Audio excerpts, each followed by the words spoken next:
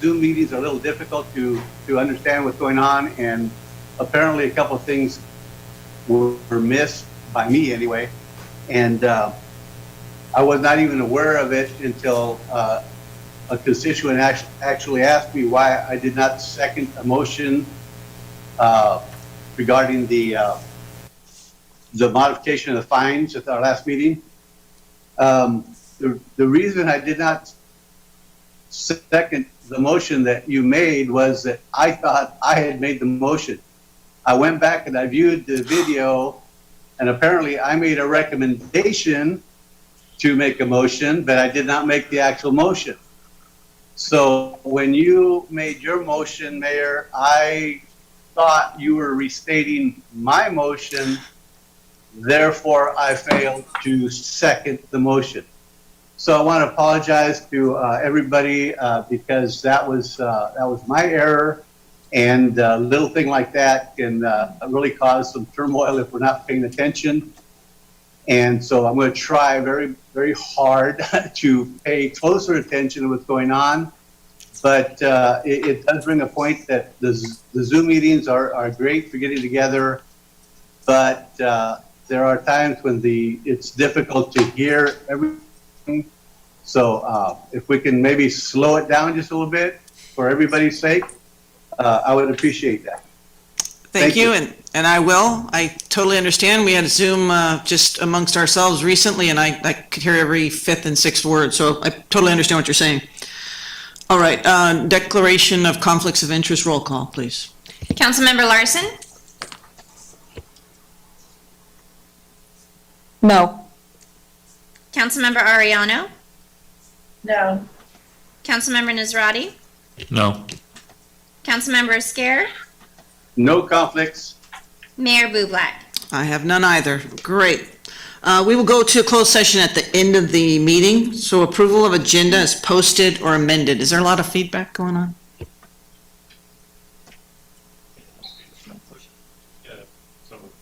We have a motion by Vice Mayor. Is there a second out there? Second. Thank you, sir. Approving the agenda as posted, Councilmember Larson? Yes. Councilmember Ariano? Yes. Councilmember Nazrati? Yes. Councilmember Esquer? Yes. Mayor Bublak? Yes. All right. We have proclamation, actually briefing. Mr. Wells, are you starting this or handoff? All right, Chief. Whoa.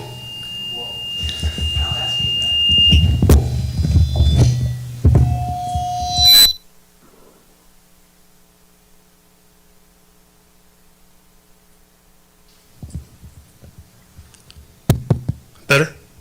Great, okay. Sorry about that.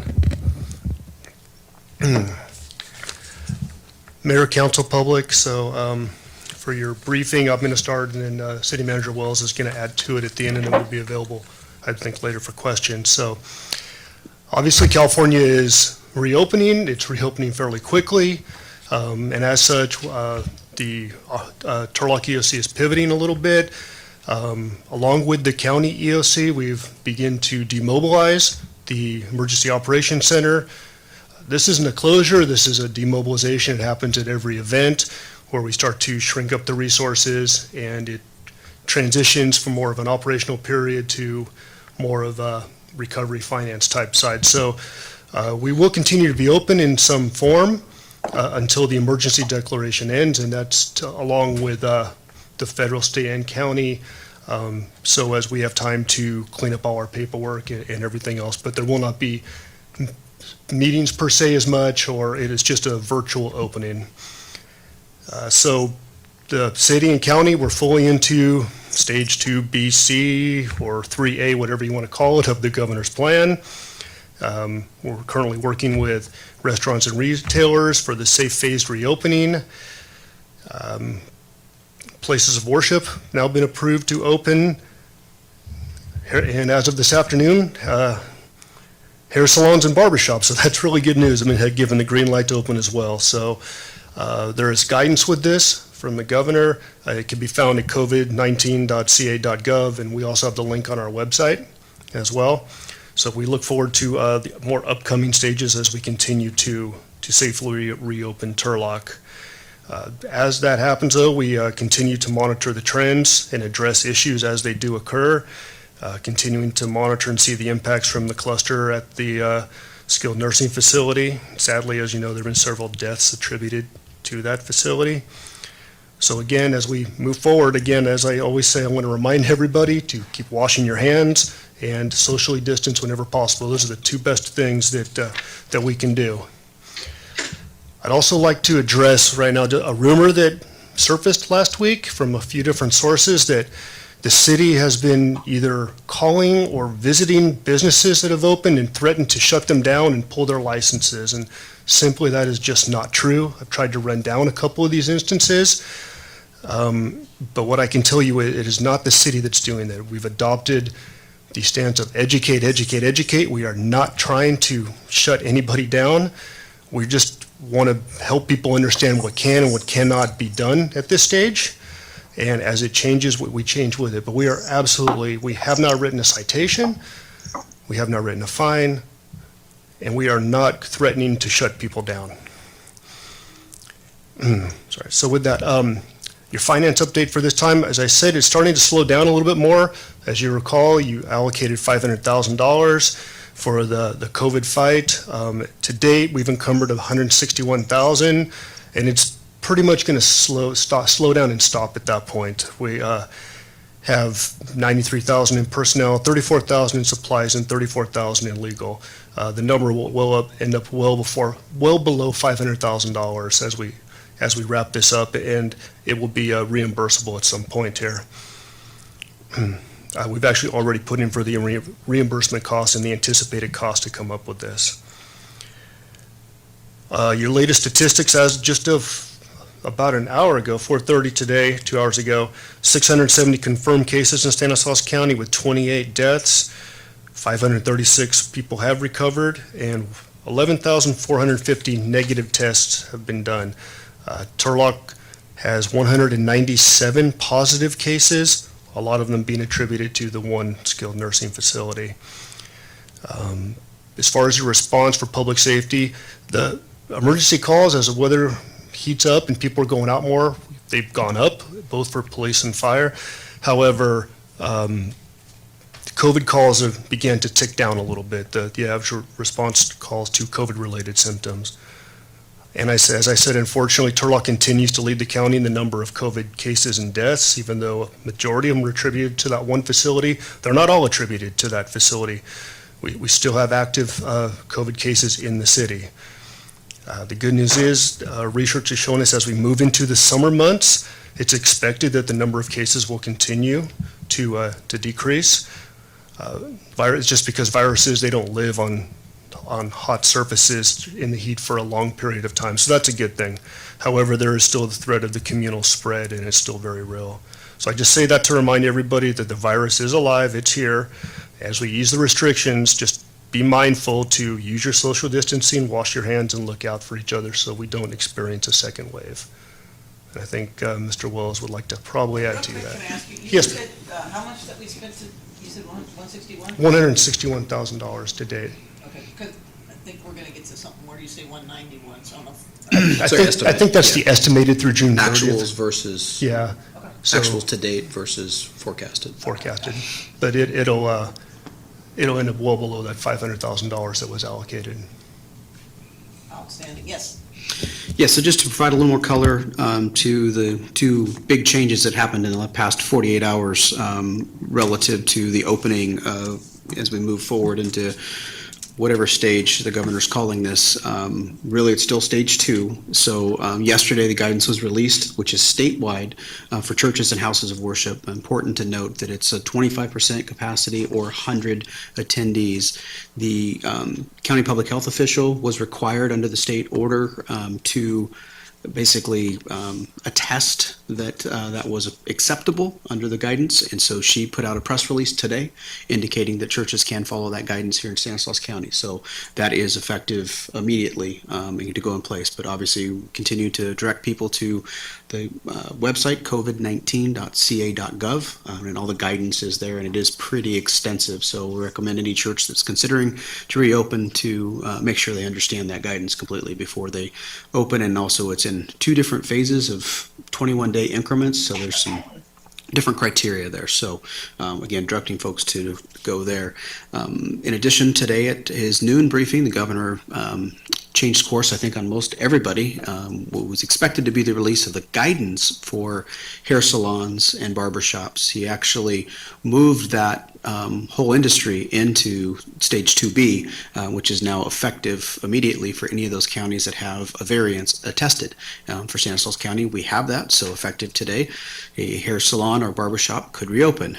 Notable nail salons were not included in that, and many other personal services such as tattoos and eyebrow weaving and all of those type of things are not included in the order that he mentioned today. So important distinction there, that obviously we as a council and staff have received a lot of inquiries about hair salons and barbershops. So we are pleased that he moved in that direction, but just wanted to get that out. We did send an email out to our business license list, so that went out this afternoon, letting folks know that those salons and barbershops can reopen. So this afternoon on the EOC call, as Chief mentioned, starting the process of moving down a level in terms of the EOC's operation and moving this process forward into stage 3. So more than happy to answer any questions you may have, but that's the update for this evening. So, George, they're saying that The volume's kind of bad for us, for our colleagues.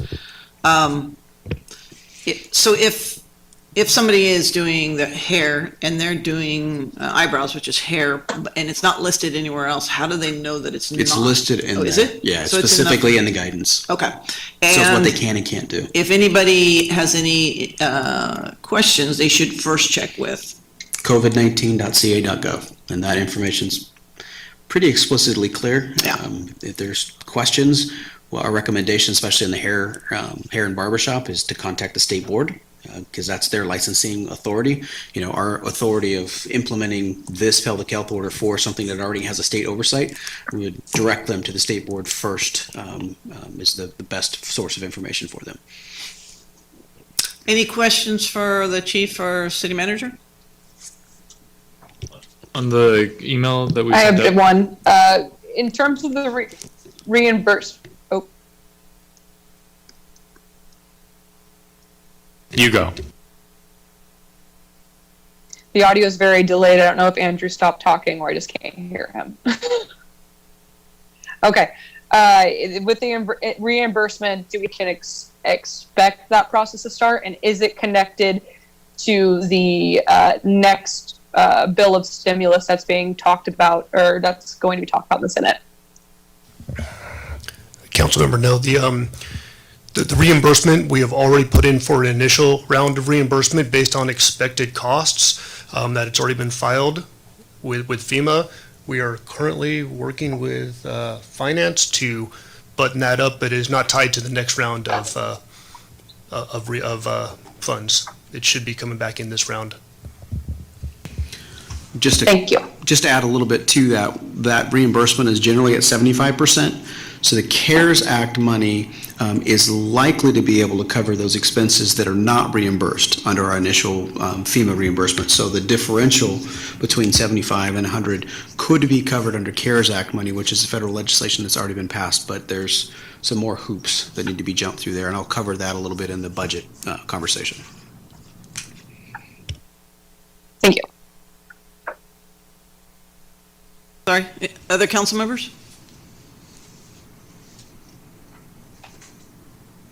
All right, thank you, Chief and City Manager.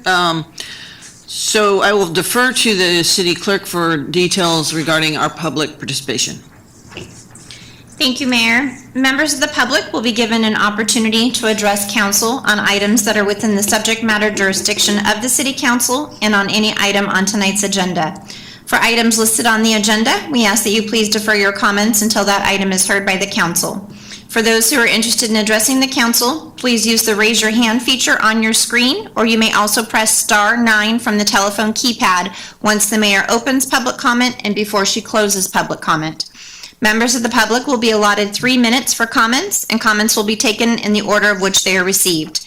When it is a member's turn to speak, they will hear an automated prompt indicating that their line has been unmuted, and that is when the 3 minutes will begin.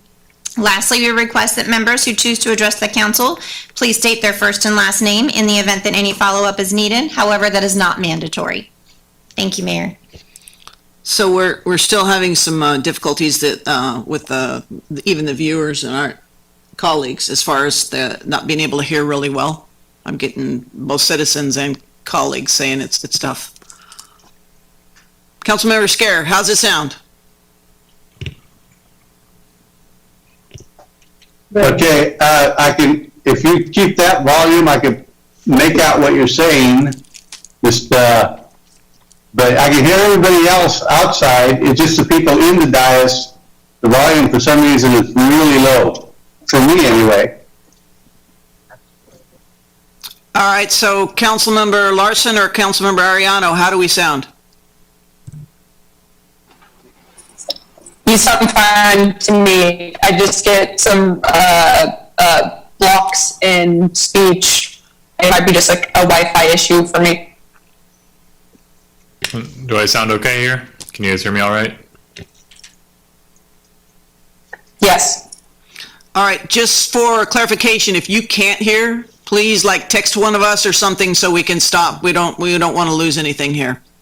And then I will go ahead and open up the public hearing and our participation, and there'll be 3 minutes. Anything regarding budget, please hold off and call in for that portion. So open the public participation. Thank you, Mayor. At this time, I have Mr. Ron Bridegroom.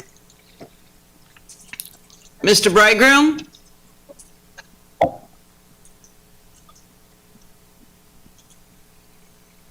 Ron, are you there?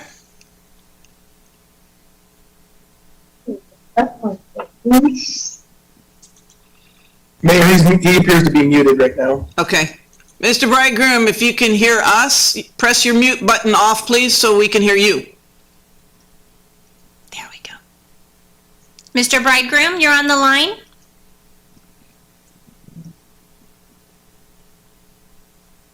Ron, you there? If you can hear me, I know that you're requesting something for consent item be pulled, and I'll take care of that. And we can try another caller, and maybe you can try in after this one. So go to the next caller. Thank you, Mayor. The next caller, I have the last 4 digits with 9319. Caller 9319. Hello, this is Michelle Park. Can you hear me? We can, yes. Great. So this is Michelle Park, 1423 Paseo Bayesa. I'm speaking tonight to publicly ask Mayor Bublak to rescind her endorsement of Ted Howes for Congress because of Howes' racist and hateful social media posts. Howes' post made it clear that he is not willing or able to represent all of the residents of this diverse community here in Congressional District 10. Instead, the posts show that he clearly holds disturbing prejudices against African Americans, Muslims, immigrants, and others. While he has claimed that somebody else made the posts without his knowledge, his story keeps changing, and he has not produced any evidence that the posts were made by anyone other than himself. By not rescinding your endorsement, you are sending a clear message to our community that you yourself support the belief that he espoused, that immigrants are pedophiles, Muslims cannot be good American citizens. Howes asked, quote, "Can a Muslim ever truly be a good American citizen?" End quote, and answered it with many false claims, including, quote, "When Americans declare ourselves one nation under God, we are referring to the Christians' God and not Allah," end quote. I am not sure if you're sitting under the words "In God We Trust" right now, but I've watched you sit under them many times before, and I can tell you that there are many people here in Turlock that do not pray to a Christian God and who deserve every bit of respect, dedication, and public service as those who do. But not according to Ted Howes, and by endorsing him, not according to Mayor Bublak. I'll end with a quote from Maya Angelou, because those of us who have known Ted Howes know that he can claim that he didn't write those posts, but we have seen his beliefs in action. We have lived through his term on the council and saw what happens when these beliefs inform policy. So as Maya Angelou said, when somebody shows you who they are, believe them the first time. Thank you. Thank you, Ms. Park. Next caller? Thank you, Mayor. At this time, we do not have any other member of public that would like to address the council. Okay, I always speak No. too soon. we do. Is it Ron? We had a couple other come on. Madam Mayor. Thank you, City Attorney. Next caller? Thank you, Mayor. The next caller I have with the name Cheryl. Cheryl? Is this- Hi, can you hear me? Yes, are you the one that called last time and we couldn't hear you? Yes, exactly. Okay. So, got it figured out. So, I guess first thing I want to say is thank you for the offer to be able to call the next day and speak with, I think her name's Marna, and I appreciated that a lot. Unfortunately, when I couldn't get on, I couldn't hear you guys, so I didn't know that offer had come until it was too late, but I did appreciate it when I listened later. And I know it's too late and that you guys have voted on it, but I just wanted to say about the $386,000 that we received, I suppose it was from the federal government, and I was disappointed that the council wanted to spend that on the homeless. I mean, homeless represent 0.3% of our population, so less than 1%. And we had so many people on the phone last time that were business people that were desperately asking, can we reopen? And I know it's not the city council's decision, but, and then one person asked, is there anything you can do to help us, which are own small businesses? And the response from Mr. Wells was no, because we don't have any money. And I also understand that. But then we talked about this $386,000, and the way I see it is the homeless haven't been hurt through this. They weren't forced to stop what they were doing, and they're not, I'm trying to choose my words well, they're not contributing like the business owners who had to shut down their businesses. So I thought, maybe there's better things we can do with this money, because the council meeting before, all 5 of you voted yes to give an additional $50,000 to the homeless, and now we've got, in the very next council meeting, there was $386,000, and it was going to go to the homeless. And I thought, well, what about helping out the businesses? And we've done a lot. I've been listening into these meetings for about 10 months now, I guess, and we've done a lot for the homeless. It doesn't seem to be changing the problem, but that's a different discussion. But what about those people that their incomes have been severely affected by this? So I would just ask that if it is possible at this point that you reconsider. And I would also say there's a town in Virginia, and what they did is they put in the utility bill to every household 2 $10 gift cards with the stipulation that they had to be spent within the city limits, and you couldn't get money back, so you can't buy a stick of gum and get $9 back. And so your purchase had to be greater than that, and you couldn't use both at once. But maybe we could do something like that, and maybe we could list like all the businesses that were forced to shut down, and use that money to send out to every household a gift card that had to be spent at a business that had to shut down. You could give us a list and something similar. Anyway, I just think there's just a lot of ways that we could stimulate our economy with this, and I didn't feel like Cheryl, what we chose to do. just real quickly, thank you for the thoughts.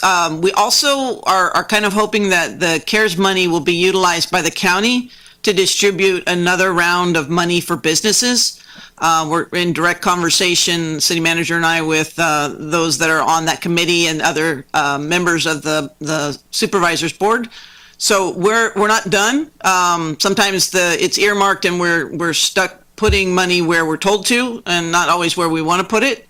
But there's always food for thought, and we're not done with this, I promise you. So thank you so much for calling, and we do have a budget coming up that you can call in on that if you have some other questions. All right? Next caller? Thank you, Mayor. Mr. Ron Bridegroom? Oh, good. Mr. Bridegroom, you in? You good there? Ron?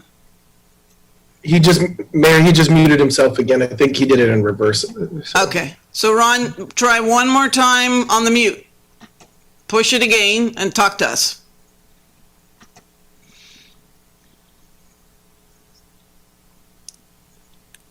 Mr. Bridegroom?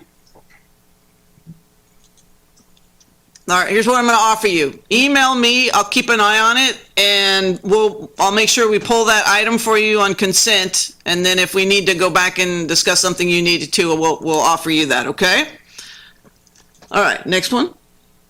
Thank you, Mayor. The next caller, I have the last four digits, 1630. 1630. Hello? Good evening. This is Mary Jackson. 1630, go ahead, Ms. Jackson. To suggest that the council revisit the 3-minute rule for public speaking versus the 5-minute rule for public speaking. I was listening to the meeting from 2 weeks ago, and there was a caller, Milt Treewater, who gave a really good historical account of the 1918 Spanish flu epidemic in Turlock, and then he was cut off because it was only 3 minutes. And I think he's someone who comments a lot during public comment, and I think it would have been important to hear what he had to say. So I'm not exactly sure how it got changed from 5 minutes to 3 minutes, but I would like to see that agendized in the near future, not right now, because I know we're very busy with the budget as well as COVID-19. But it's also important, I think when you hear some people question about homeless monies and CARES monies, many a times those monies are earmarked for certain things. They cannot be used to fix roads or to go to businesses. It can only go to, say, a homeless situation or money to spend on the homeless community. And I think that if we continue to explain that, if staff can explain that to the general public, maybe then they will understand. Because it's all in the backup if you read through the agenda, but sometimes I don't know if people know that. It also would be helpful for people who are calling in to have some directions on how to call in, because it's not very clear, and I've had to help some people. That's all. Thank you. Thank you, Ms. Jackson. Next caller? Thank you, Mayor. The next caller, I have a last name Camara. Mr. Camaro? Can you hear me? Can you hear me? Yes, we can. Can you? Okay, perfect. I'd like to thank Mr. All right, Wells. hang on. Mr. Camaro, you just went to almost very soft. We can't hear you. Still bad. There you go. Perfect. Yeah, okay. Okay. I think I have to hold the phone away from me a distance. Okay.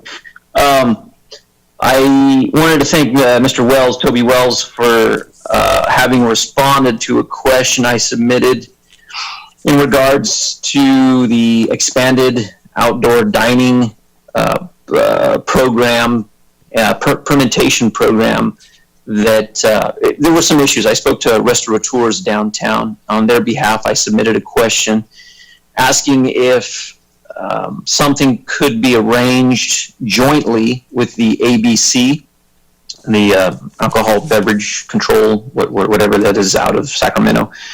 It issues the alcohol licenses. Obviously, if restaurants are going to expand their dining abilities into streets, they're going to have to modify their existing licenses that are registered with the ABC, because the ABC requires that they have pretty detailed schematics on sort of outdoor dining table setups and whatnot to operate. So one thing I wanted to mention here, and and maybe somebody on your side could respond by email, answer this question.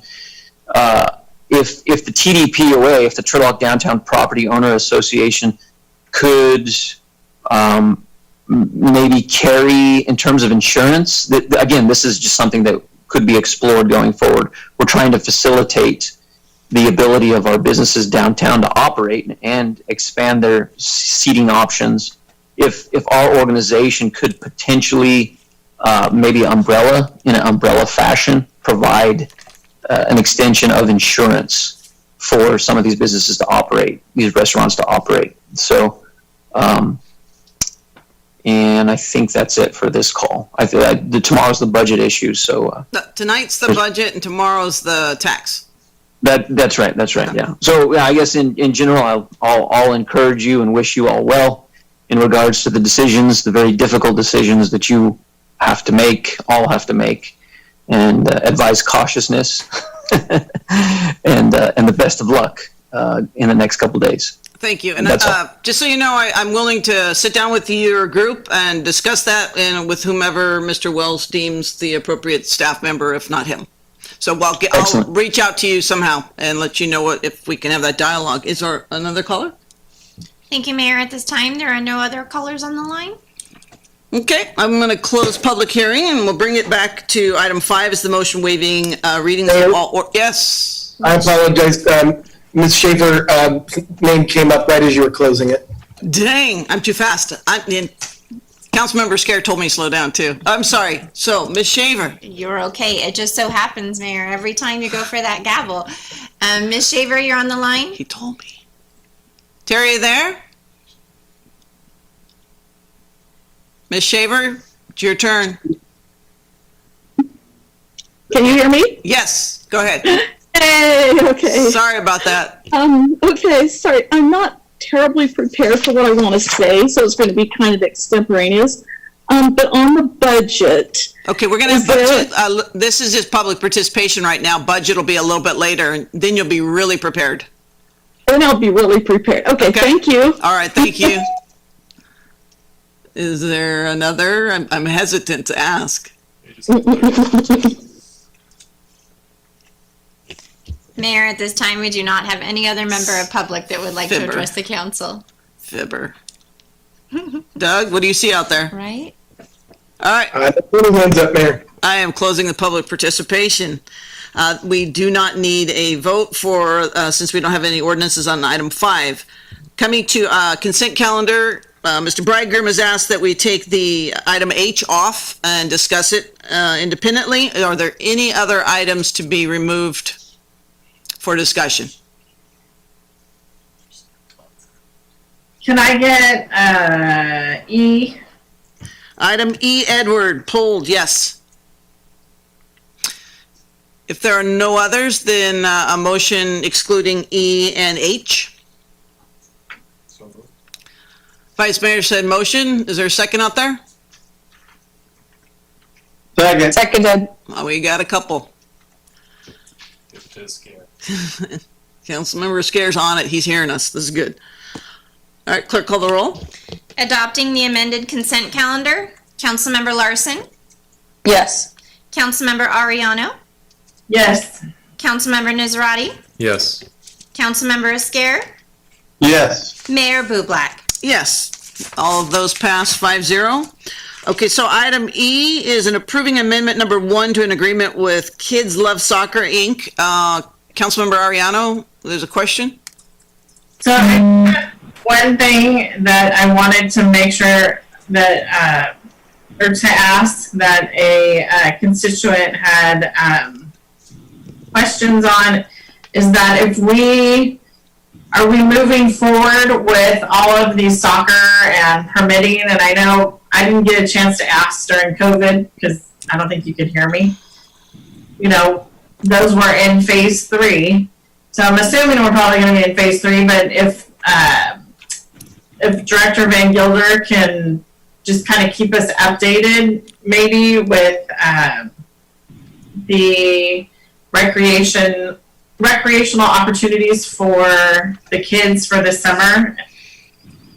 And I know that's not part of the agreement, but that was part of all the questions that were coming in. So as of right now, Good evening. Nope. Oh, go ahead, Toby.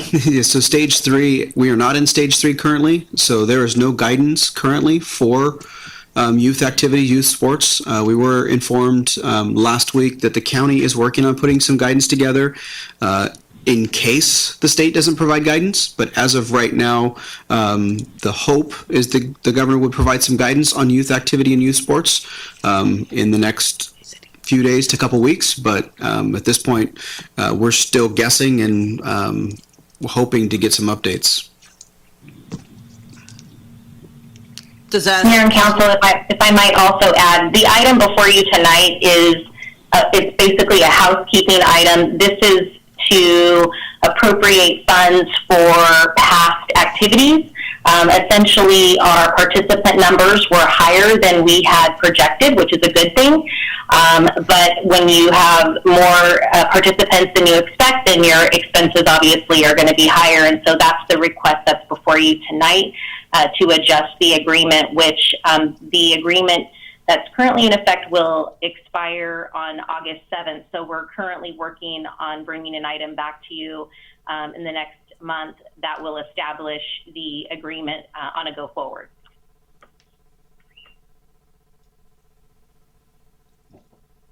Does that help, council member?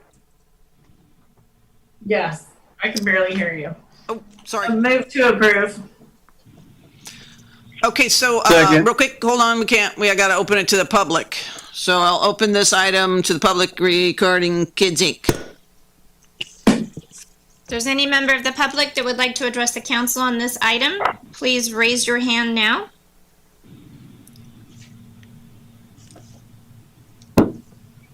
Thank you, Mayor. There's no member of the public that would like to address the council. All right, I'm closing public hearing for this item, E. And now, is there a motion and a second? Move to approve. Okay, motion Second. and second. Clerk, call the roll, please. Councilmember Ariano, Yes. Councilmember Larson, Yes. Councilmember Nazrati, Yes. Councilmember Esquer, Yes. Mayor Bublak. Yes, passes 5-0. Item H is a resolution reaffirming the Director of Emergency Service proclamation of existence. I did forward you what Mr. Bridegroom had written to me, and I'll read it unless he calls in. I have him on the line, but he does not have his hand raised. Mr. Bridegroom, raise your hand, please.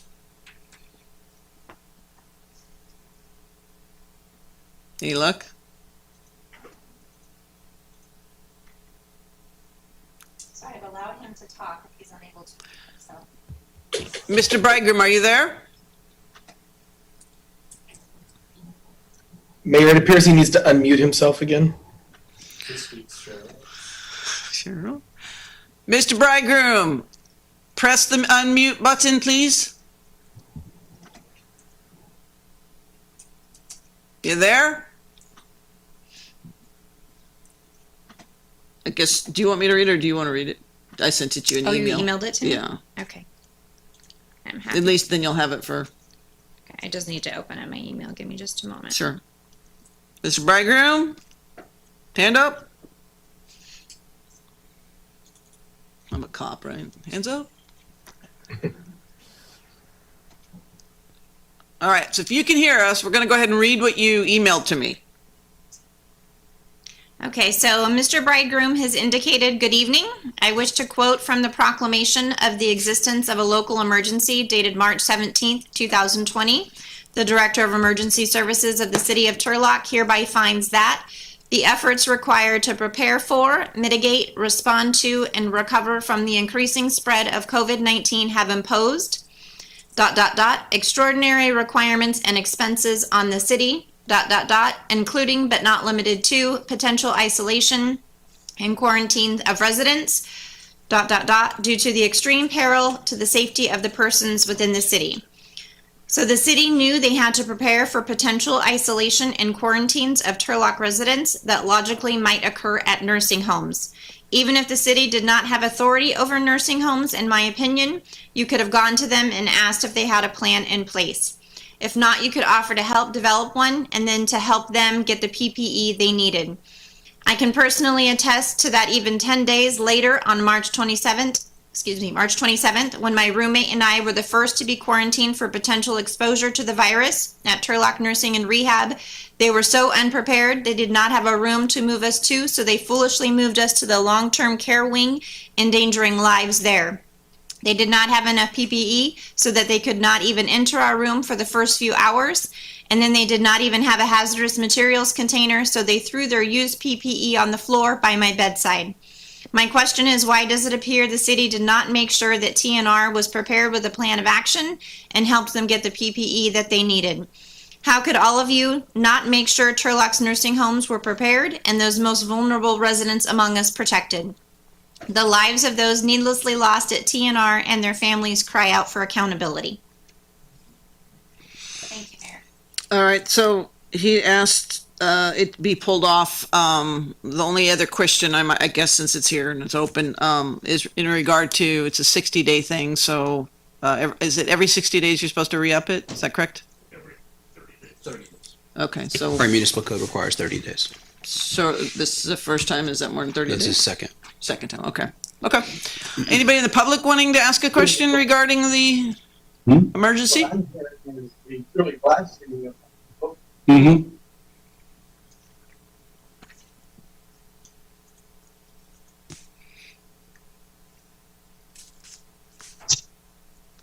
Anybody? If any member of the public would like to address the council on this item, please raise your hand. Thank you, Mayor. There are no members of the public that would like to address the council on this item. All right, close that public hearing. Bring it back. What is the will of council for item H. Henry? Mayor, I did have a quick question Oh, on I'm sorry. that. Yeah. And this is just I don't want specifics or anything, I just a simple yes or no. Have we had any other incidents at any other senior care homes in Turlock? The answer is no. Thank you. Not that we're aware of. Well, not that we're qualifying. Not that we're aware of. Again, another point of clarification is, has the city been involved in verifying the safety precautions, or has it been its role in supporting that in any industry or any at the hospitals? Who is the responsible party to address that? Depends on the industry, but yeah. It's the, Typically, it's the overseeing agency responsible for that particular agency, right? So hospital, the state, nursing homes, the state. Yeah, typically it's the state agencies. Okay, what is the will of council? Can I ask one more question? Oh, I'm 'Cause sorry. I Keep going too couldn't fast. hear during the COVID. I know, but we couldn't hear during COVID, and I had a ton of things to say, but you couldn't hear me. Go ahead. What is the status of that nursing home as it sits today? As far as the stats, Yeah. they announced it the other night. I think it is like 100 total infected and 18 people who have died from that facility. So we're at 29 total. Is that correct? We're at 28 for the whole county. Okay. Thank you. Sorry. You bet. Any other council member before I go crazy here and ask for a motion in a second? Let's do it. Okay. We have a motion here from the dais. What about second? Second. Thank you. All right, clerk, call the roll, please. Councilmember Larson, Yes. Councilmember Ariano, Yes. Councilmember Nazrati, yes. Councilmember Iscar, Yes. Mayor Bublak. Yes, it passes on 5-0. Hopefully, if we have any other questions for Mr. Bridegroom, we can handle it offline. Item 7 is final readings. We have none. Public hearing, we will provide direction to finalize the fiscal year 2021 budget. Mr. Wells. Thank you, Mayor, members of the council. I will start the introduction and then Nadine will take over and do the presentation. So a couple kind of housekeeping measures just to kind of get folks up to speed on where we're at this evening relative to the workshop that was conducted on May 13th. So the staff report that was provided and the focus for this evening really is the update to the information of moving from budgeted information for fiscal year 1920 to our projected year end for 1920. So obviously a big difference, a distinction that I think had created a little bit of confusion for folks, the difference between what we had planned for from both revenues and expenditures to what we're projecting to end the fiscal year. So obviously we're through just a little over 10 months, almost 11 months now completed in fiscal year 1920. And we have a pretty good handle on the expenditures, but a couple of things to note.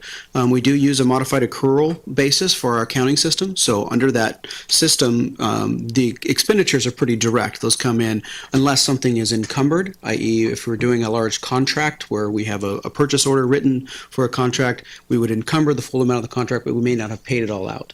On the revenue side, for example, sales tax is paid about 3 months after it's actually calculated. So for an accounting basis, we will receive sales tax well after the end of our fiscal year, but it will be accounted for in the year it was actually paid for, but we receive it a few months later. So for example, if you look at our revenues right now on the information that was provided in the document, the 10-month revenues is going to be low by nature of a few of our revenue sources. So like I said, sales tax is the prime example that's about 3 months behind.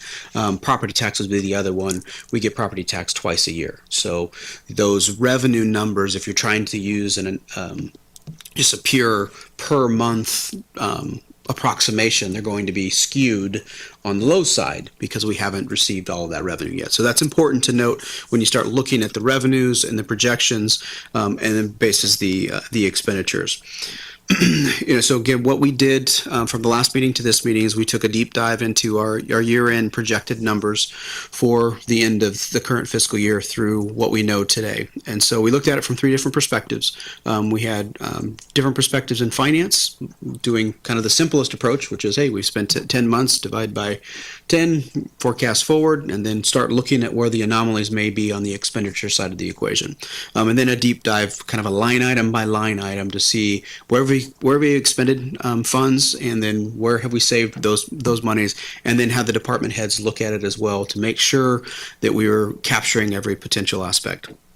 So the good news to that deep dive is the frustration. If it were not for a COVID world, we would have likely added $4 million this fiscal year to the general fund reserves. And I say that on the basis of what we've identified, what we have actually come in, or what we're forecasting to come in under the expenditures, a little over $3 million. And with where we were on the revenue side projected back to February, where the numbers on the sales tax, we were about $1 million projected above where we had budgeted. Of course, we all know what happened. COVID hit and the world changed, and so we've adjusted, and the council did adopt some amendments to the budget when COVID was authorized, and that $500,000 expenditure was part of that amended budget. So those numbers are reflected here in the comparison of amended 1920 budget versus the projected year end. So with that, I will turn it over to Nadine, and she'll go through some things, and I'll follow up with some additional information. Joey. Good evening, Mayor, council members.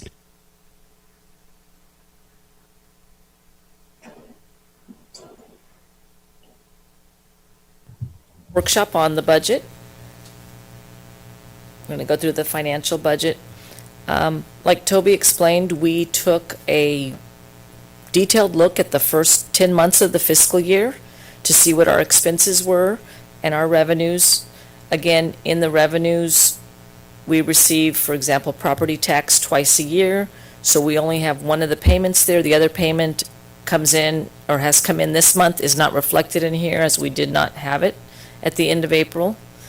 Sales tax is about 3 months behind. So when that does come in, we will accrue that revenue back into fiscal year 1920.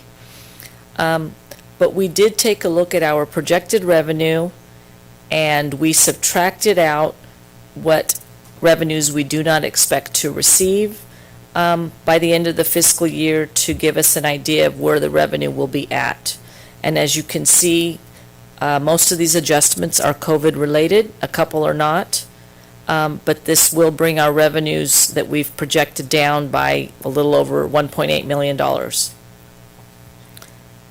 Looking at the expenses, we took a look at where the budget was.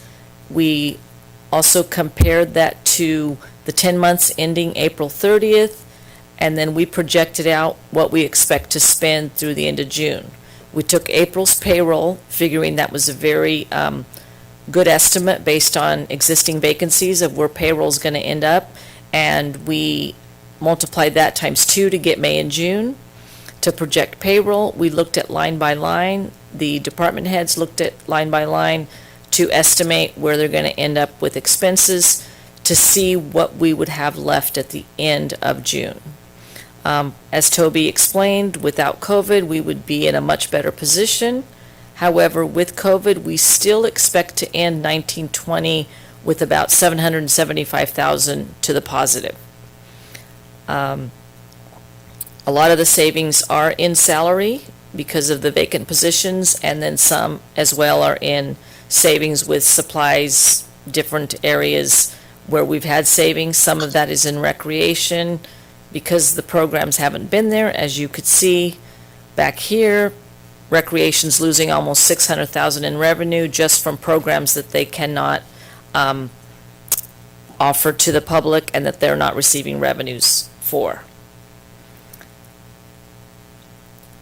So moving forward, we look at the general fund on a department by department level to look at where the budget is for 1920, compare that to 2021, and look at our actuals. In 1819, we ended with a loss of about $750,000. 1920, our budget projected a loss of about $450,000. Of course, we know we're going to probably end up better than that, but we are just looking at budget. And then for 2021, our budget is negative about $4 million. A lot of that is because of COVID. We've budgeted our revenues based on COVID, and then some of the costs that we brought to you the last budget meeting where we realized PERS is going to go up and some of the other costs, but PERS is probably the most significant. And probably the majority of that negative $4 million is revenue loss. Looking at the expenditures by classification in the general fund, we can see where salary and benefits, how those have changed. Again, if you look at the benefits and salaries, they're probably $1.4 million. About $1 million of that was PERS, so that's where the majority are. And then probably some of that is in step increases for employees and those types of things. Also, minimum wage went up, so that's reflected in there too. And so you can see where the expenses are. If you look at 1920 to 2021 budget, it's about $1.3 million increase. Again, probably the majority of that is in the salary and benefits. We take a snapshot look at non-general fund, looking at revenues, and we detail this much like we do the budget by department. So all the general government, police, fire, all the different departments that are non-general fund related are listed here. Municipal services is a large one, and there's large projects going on in there. And that's where our utilities for water and sewer are in, and that's probably the majority of our non-general fund departments. We also look at expenditures, and they're also detailed the same way by department. As you can see, some of the expenditures have gone down for 2021 in some of our larger funds, probably related to large projects where we estimated a higher expense. I don't think most of those materialized, but we did have an estimate of higher expenses in 1920 for different large projects that municipal services is endeavoring. Can I stop you just for a second? Yes, absolutely. This isn't the same spreadsheet we got. Is there a way to get this updated one sent to my colleagues? This isn't what we worked off of, I mean, I've been spending all weekend on these numbers. And this Are people talking? I can't hear anything. Sorry, thank you.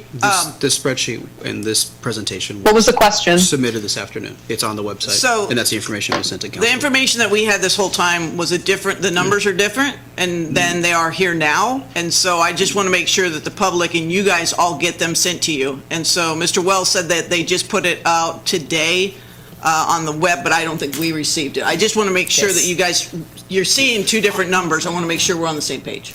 And essentially, these are the same The numbers information. cumulatively, Correct. but for presentation purposes, the numbers that you received last week were in more detail, and there's more information. This is kind of summarized for the display of today, but if you add them up, they're the same numbers. They're just in a different presentation so that they're not so mind-boggling, if you will, because the numbers that came out last week with the council packet are in more detail. These are the numbers that I have.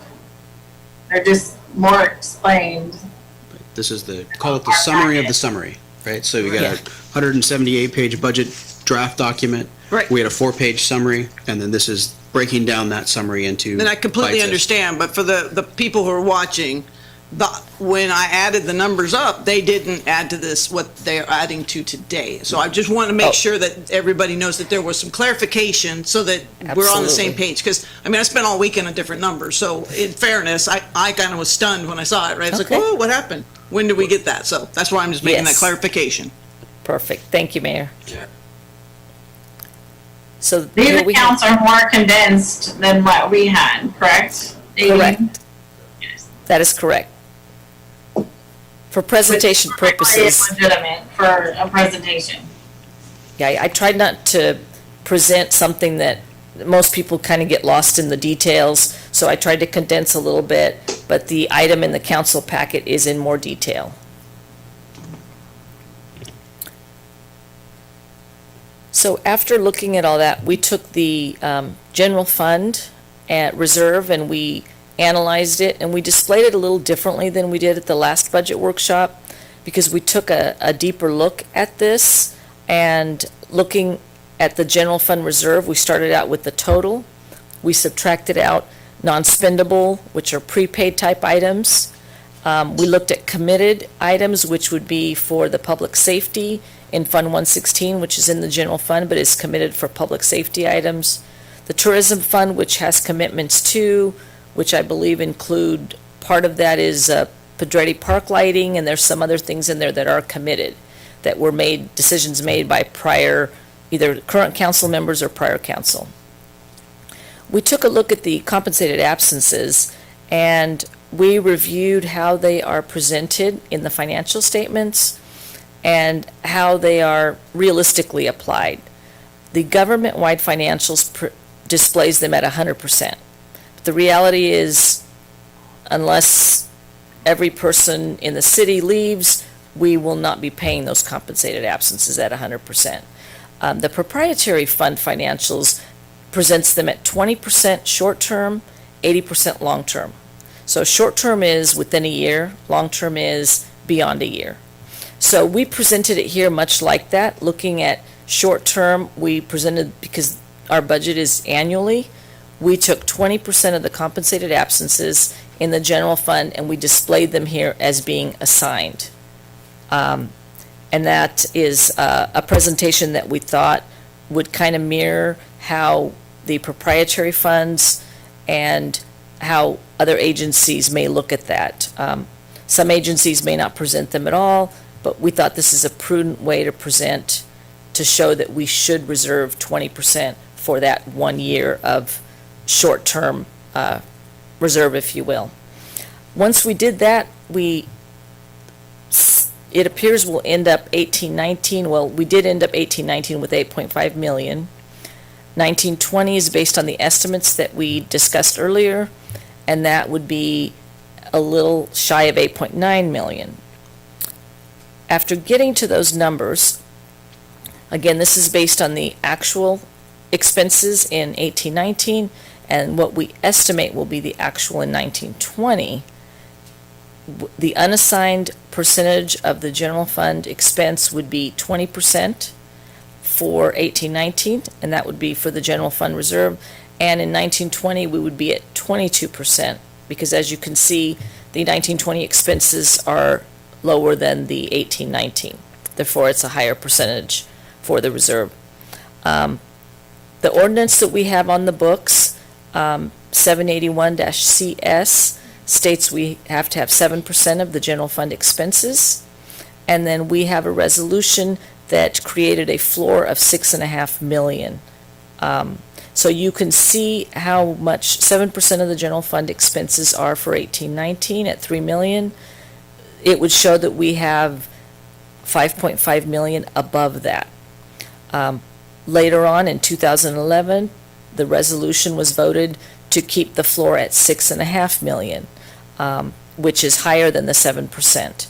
And I believe at that time, that resolution was to keep it at the minimum. So $6.5 million would be the minimum. If 7% was ever more than that, it would be 7%.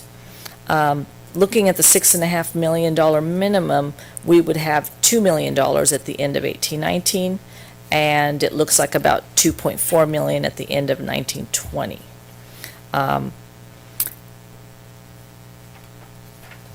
And now I'm going to turn it over to Toby, and he's going to go over the next few slides. Unless anyone has any questions on the numbers I went So why don't we through. take some questions first and then go to that? Can I ask a question? Sure. Can you hear me? Yes.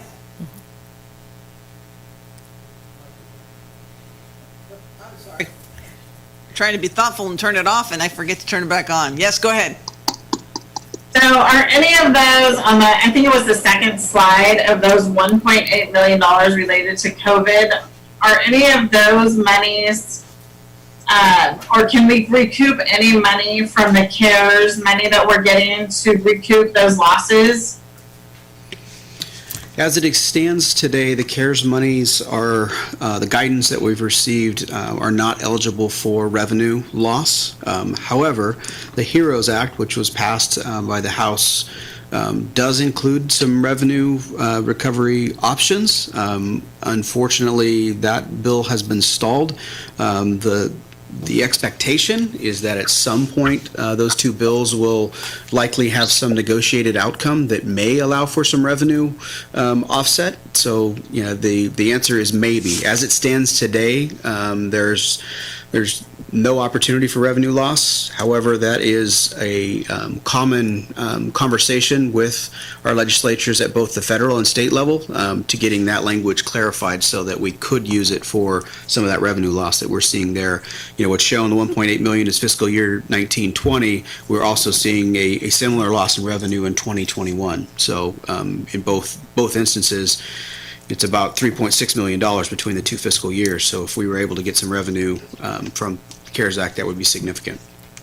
So the CARES Act that the county received, or the CARES money that the county received, what is that directly, what is that supposed to be directly used for? Because I thought it was supposed to be earmarked for damages related to COVID.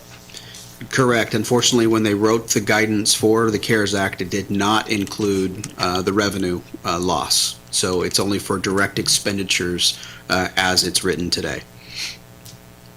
Bummer.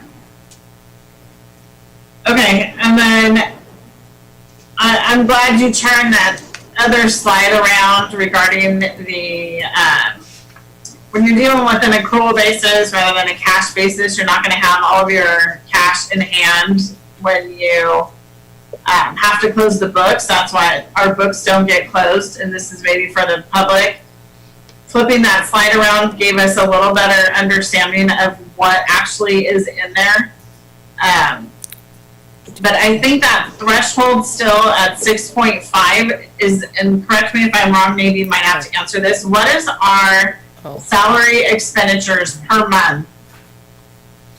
Per month. I think they're at 2.75 million maybe. The salary expenses per month, I actually looked at that. It's based on April's numbers, it's right under $3 million. And that's salary and benefits, for everything. And that was, I took April's numbers and then I doubled that for May and June. Okay, so that's, that 6.5 million, it doesn't seem like a lot, but it would cover 2 months worth of salary and benefits, which is not a lot. It's better than nothing, but, to me, it's still not as high as it needs to be. So, but I want to thank you for reversing those slides. I think it's easier for the public to read.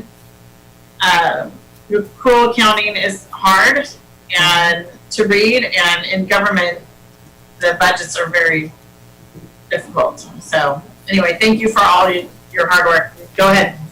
You're welcome. Yes, Mayor? On the committed portion where we have the tourism fund of a little over $1 million, you mentioned that was some of those allotted for the Pedretti renovations. Is there any flexibility with that commitment that we've made? My understanding is that that would have to be something brought before council and voted on. I don't have a lot of that history. I do have notes that shows that $489,000 is for Pedretti lighting that was specifically segregated for that. I'd have to probably go back to Director Van Gilder and see where that lies and where the commitment is on that and how we can maybe use those funds for something else. So the council would have the ability to change previous direction.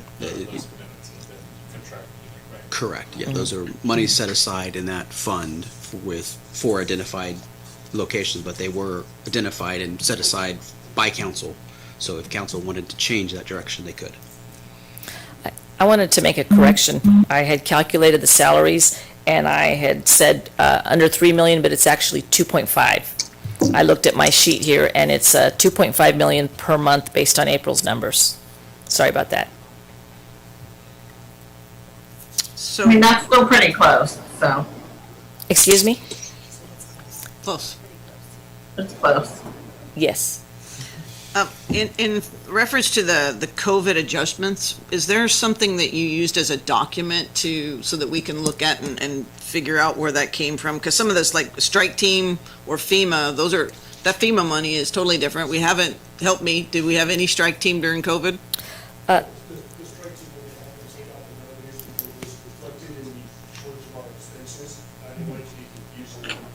We cannot hear the answer. It's Sorry, Sorry about that. we're having our own conversation, Yep. but he's coming now. Sorry about that. So the strike team is completely different. You're right. Those are for the strike teams who go on wildland fires. Has nothing to do with COVID. But I wanted to ask them to pull that out because we were going to miss revenue by 230,000, which is part of the reason why we are under so much in our expenses. It's a straight pass-through account. You can throw any number you want in there. Last year and prior to this year, we had 25,000 allocated and we were blowing over it by $300,000. So council would see an overtime expense of more than $300,000 and then trying to explain this, but that's going to come back but it just takes time. So last year, based on the previous years, I adjusted it and nothing burned. So it's just a straight pass through, nothing to do with COVID. Yes, the cleanup there is, as we were doing the deep dive on the year-end projection for actuals, recognize we're not going to spend the money for the strike team on the expense side. Right. So if we recognize the lack of expenditure, we need to recognize the lack of revenue as well. So we made sure we were. But how did you come to these specific numbers? You must have some sort of The protocol. specific number comes from what is budgeted, which is 300,000, and actual received. The difference is exactly that number. For the strike team, Okay, that's strike. but For the for strike any of teams. this other stuff, is there some Most of those documentation? specific numbers are because of that. For example, hotel motel, what we have received and what we budgeted. Anticipating that we're going to receive a minimal amount. Same with business licenses.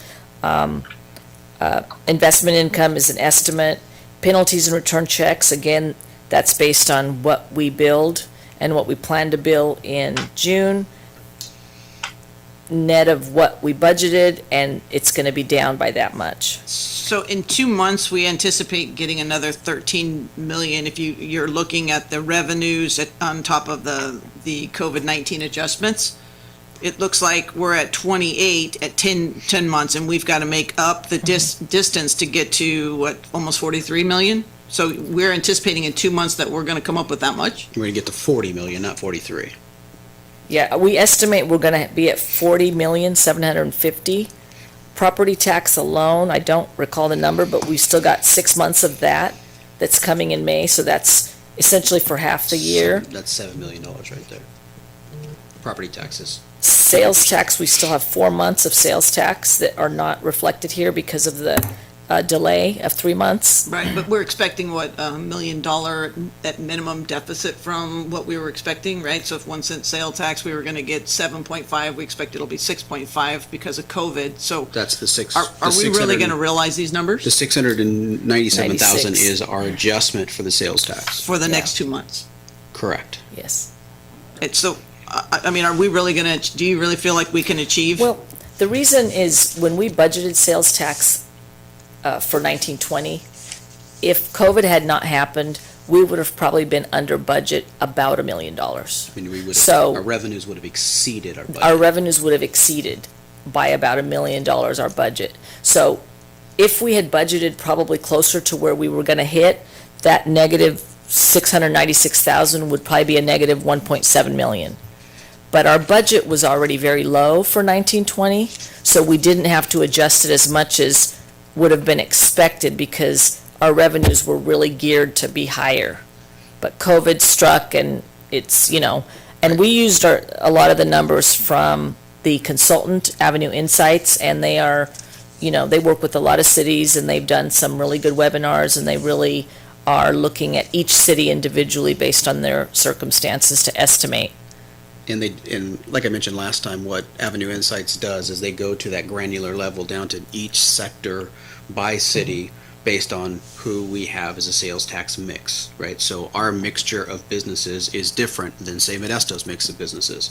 So what Avenue Insights is able to do is to go look at our actuals for the businesses who are actually open and what they're producing, right? For example, someone who is way high up on our sales tax, Costco, is still open and producing quite well. And then our mixture in our top 25, 20 of our top 25 are open. And so one would argue that 10 of our top 25 are doing quite well, probably doing better than they would in a non-COVID world based on what else is closed. But the other 50 or 47% of our sales, a lot of those are closed. And so that's what they do is estimate based on the reality of what they're seeing and come up with, and that's where that number comes from, is from Avenue Insights for the sales tax. So today, right this minute, what's a snapshot of what we have in our reserve, our general reserve? How much money today do we have? As of 6/30/2019, we have, before any of the committed and non-spendable, 10.7 million. We anticipate, based on being up 775,000 for 1920, to have 11.5 million. And then that's where we have to then take away from the potential committed or make new decisions on how to handle some of those committed funds. So are you asking for the cash balance? But essentially, how much we have in this for a snapshot right now, so that we're all on the same page, because we're keep moving back. You should be able to identify that, right? Yeah, so It's- your cash balance, again, because of the accrual system, right? What she's showing here on this slide, 10.7 is based on the audited documents that are near final. Those will be coming to you soon. That is a pretty darn accurate number. We're very, very confident in the $10.7 million. Between that line in the sand and today, what you're asking for is a cash balance, which, Correct. again, because of the modified accrual, we're not showing you a cash balance, but we can get that information. We have it. Okay. But the Questions reality from is. you guys out there? Council? So we're comparing apples to oranges right now. Right now, we don't have all of the expenditures in because it hasn't happened yet. So we're still waiting on property taxes. We're still waiting on second quarter receipts from sales tax. Although our small businesses are an integral part of our community, they're not carrying our books. It's the bigger box stores and the things that have been open. So hopefully that doesn't impact us tremendously. We need to get our small businesses open because those are the lifeline. The people that are the businesses that employ, 0 to 50 people. Those are those foundational businesses in our community. However, right now for this budget, our big box stores are going to be able to help us carry through. Hopefully we can get, what's really going to be the ticker is going to be next year in October, November, December, when we haven't had the revenue from the previous 3 months. So yes, we have $10 million in our reserve fund. 2.5 million is, that's for if everyone walked out of the door and they took all of their vacation pay, that's what they would take with them. But I don't think that's going to happen. Well, I hope that's not going to happen. But those are things that we need to prepare for, and you need to have the cash in the bank. So 10.5 million, we can't just go blow. We've got certain obligations within that fund, but we still have not realized all of our earning potential for this 1920 fiscal year. Am I off base, Toby or Nadine? No, that's correct. I mean, it's still a forecast. It's still an estimate based on, the information we know today, and it is still subject to change. We take the best information we possibly can to come up with these forecasts. But in the COVID world, it's still a challenge to estimate those. In a non-COVID world, my factor of confidence would be a bit higher. But in this world, there is still an estimation. But fortunately, the later you get to the end of the fiscal year, the more accurate you get with your information. Yes. So, and every 2 weeks we get better information. With the assigned versus unassigned, what happened to our other issues with assessment districts or anything of that nature? Is that all calculated in here, or are we trying to not use it? Paying that back is not calculated in here. And what we owe to the building department is not in here? Or the engineering fund. So I think it's at not one in point, here, that is correct. Help me out here, Councilmember Ariano. At one point, we actually were trying to assign monies to both the assessment district and to the building department to start paying that off. Do you remember this? We had instructed 2 city managers ago, Bob. And that is done. Pay off that engineering fund. So I don't know what happened to that. So in fiscal year 1920, that was zeroed out, i.e., so the negative fund balance. So for the engineering, that was zeroed out per the fiscal year, not the total dollar amount. So there's a negative fund balance, but that fund balance is not growing negative. So there's a general fund cost in fiscal year 1920. But we owe it.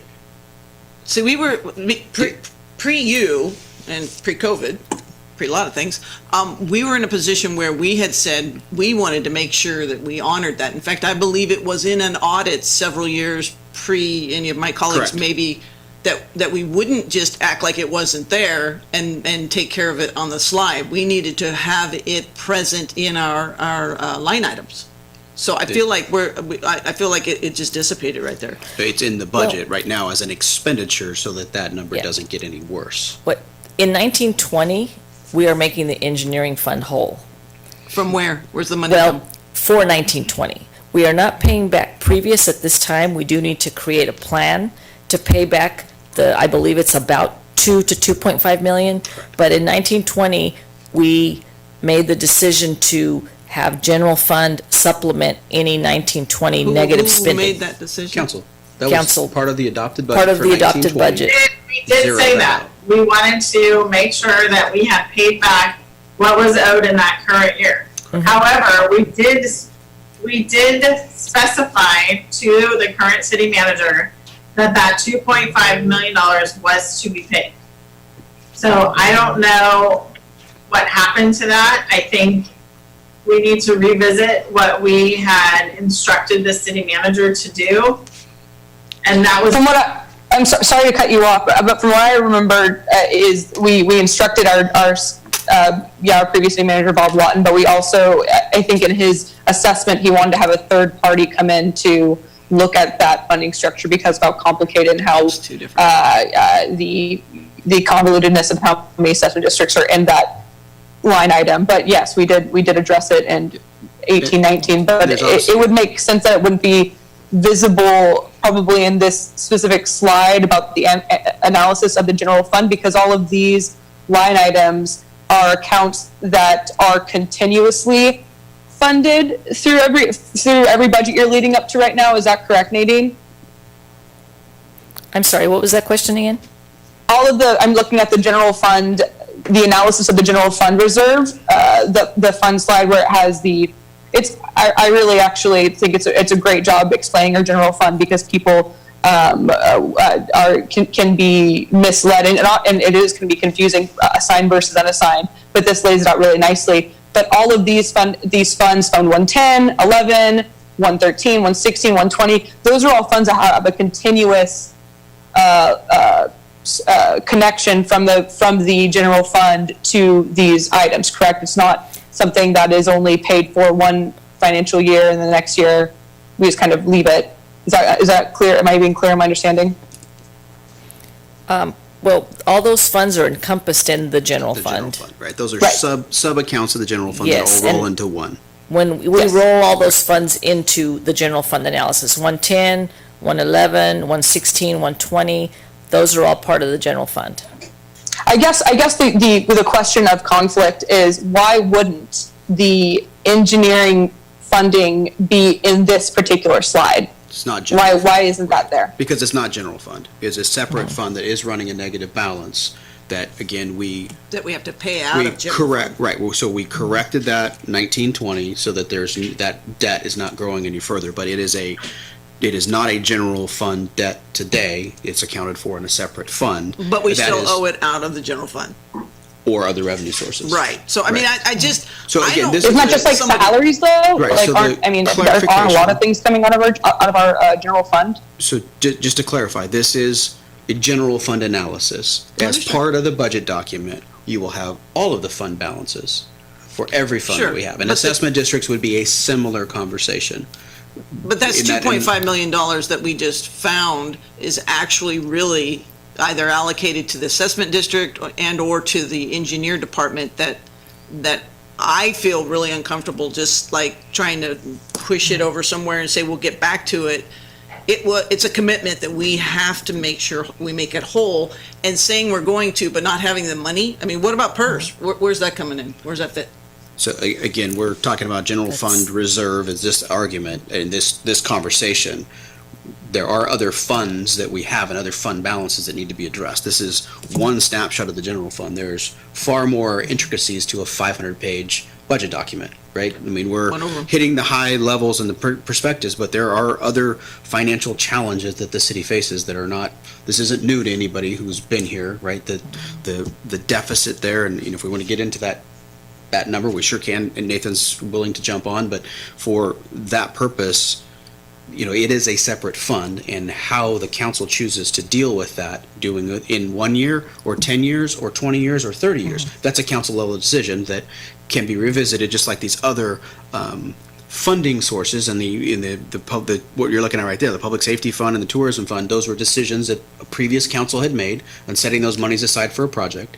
And the same with an engineering fund balance, that when things were going really well, that engineering fund was running a positive. When things turned, it's run a negative.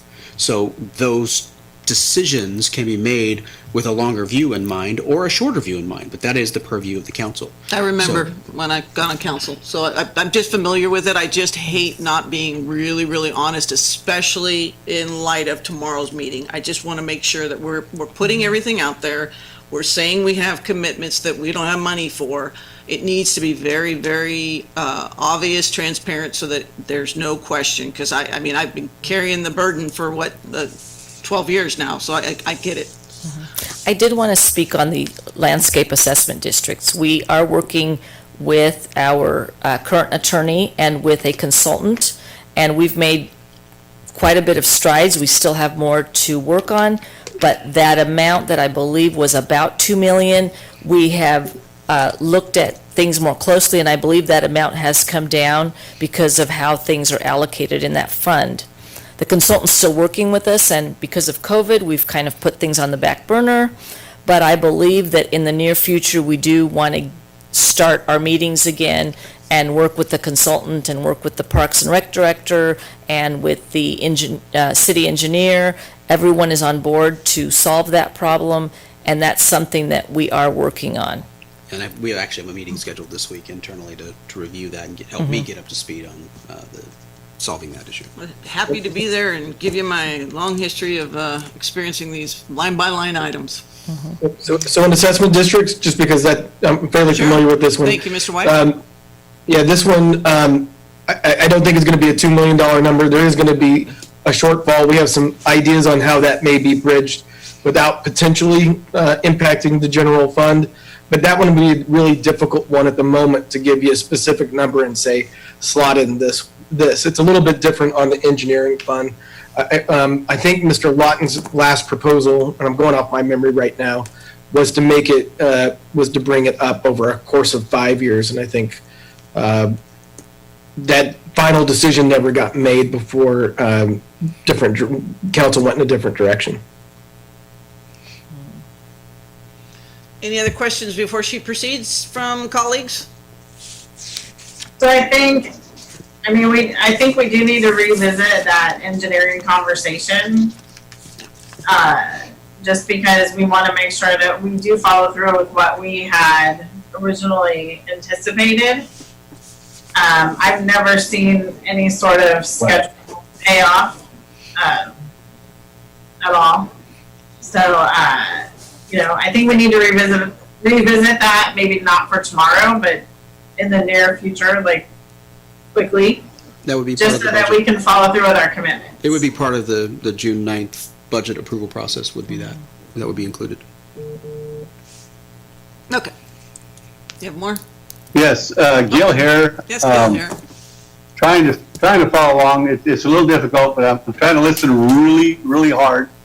But I do believe that we did address the issue, but I don't think we ever made a decision on exactly how we were going to pay that money back or when it had to be paid back. I remember asking one time about payment plans, and that we never really, I don't think we ever really made a decision. So yeah, it's still there. It just, the way I remember it was explained that it wasn't something that had to be paid back in a year. And then then all this other stuff happened, and you're right, I don't think we ever got back to it after that. So it's still there, but, it's just the way we've got to look at it and figure out what we're going to do or how we're going to handle it, I think. Okay. Thank you. So I'm getting to the end of my presentation here with the general fund reserve, and now I'm going to turn it over to Toby, and he's going to discuss some potential options. So as we talked about last time at the workshop and this conversation about a minimum floor or how to use potential reserves in light of the global pandemic, and obviously had there been a few years between the service level reductions that were made last year and this COVID, this conversation probably goes a bit differently, but I know the council is still stung by last year's difficult decisions that were made to balance the budget so that reserves weren't touched. But here we are in the middle of a global pandemic, and the conversation to prevent significant higher level service reductions. A $4 million deficit is significant. Just the reminder, a couple of those numbers that are really important is the revenue loss, as I mentioned, over the 2 fiscal years. We're talking about $3.6 million in revenue loss. If not for COVID, we're talking about a difference of 400,000, right? So that really makes it difficult. And this is the last place that I wanted to be walking into this organization, making a recommendation to try and use fund balance to try and survive a global pandemic. But that's where we're at. So based on the conversation we had last week or 2 weeks ago at the workshop, came up with these options to hope to get some direction from council so that we can finalize a draft budget for your consideration on June 9th. So option 1, as you can see there on the screen, is using the projected savings from the current fiscal year, 1920. This is what we're projecting. Using that as, in essence, a carryover to help mitigate that $4 million deficit. Option two, using that carryover plus another 1.25 million for a $2 million savings, or a $2 million carryover, i.e. using $2 million of reserves. Then option three, using the projected expenditure saving, which is a little over 3 million, and obviously using that to offset the expenditures for 2021. Obviously, this is not something I wanted to do. I had no desires to come in and use any of the general fund reserves. However, the situation that we're in creates some big challenges. So I don't know if you want to go through the rest of the items and we can come back to this. Do you want to talk about that one at this point? Before we make comments about what you're seeing, are there any questions? I think maybe we might go to open up the public. Yeah, well, why don't we I'll cover the next two slides Go and we ahead. can come back for direction. So the next two slides, on the next one, there is the cannabis revenue consideration. So an update on our cannabis retail. So the building permit for Perfect Union was issued today. So great news there. They've indicated they hope to be open by August, which is really, really exciting. Had a meeting last week with Firehouse, and just this evening received a text message indicating they've got a revised submittal that is ready to be submitted, and they expect to move very quickly as well. And they could be open in a similar time frame based on progress that they've already made. The two other retailers are a little further out. Excuse me, we have a meeting tomorrow with one of the retailers to try and figure out where the better location for their site selection. So have a pretty high confidence level on those two based on the meetings that we've had recently, so that very confident that we'll get some revenue with cannabis. So I know council had made some previous decisions on where those cannabis revenues were going to go. So I've got to ask the question whether council would be willing to consider for a one-time, at least for fiscal year 2021, or revisit the previous direction of whether there can be some revenue incorporated into fiscal year 2021 to help bridge this challenge that we're looking at. So got to ask the question to see if there's any interest. Obviously, we do some work with those businesses to see what they expect based on their forecast of what kind of revenues they would look at, and would be conservative in that approach. But need to ask that question to get some council direction on that one. And then lastly, other considerations, as was mentioned, came by Councilmember Ariano. The CARES Act and the Potential Heroes Act, if things were to go well, there could be other revenue sources that, at this point, I'm not going to count on them. However, at a minimum, it's pretty confident that we'd be able to get CARES money to offset the expenditures we don't get reimbursed from either OES or FEMA. So right now it's about a $50,000 difference that we would be expecting. So we're pretty confident we'd get that covered by CARES money. The state has received $550 million that is supposed to be allocated to cities as well. How that gets allocated, nobody knows yet. And again, the county's portion of the CARES money is also in limbo. So my conversation with the county CEO today indicated that they will be taking something on June 9th for direction from their board on how those monies could be potentially received by the city. But again, those are just other considerations. I don't have a number to plug in there, but as we put the final touches on a budget, we want to at least have a placeholder in that budget for some considerations of potential revenue that could change the depth of the challenges that we're facing. So just wanted to cover those, and then we'll look for how you want to. Are there any go back with those. questions, no comments yet, for Mr. Wells or Nadine before we open it to the public? Yeah, I guess I have a quick question here. Go ahead. Just on your options, your three options you're looking at.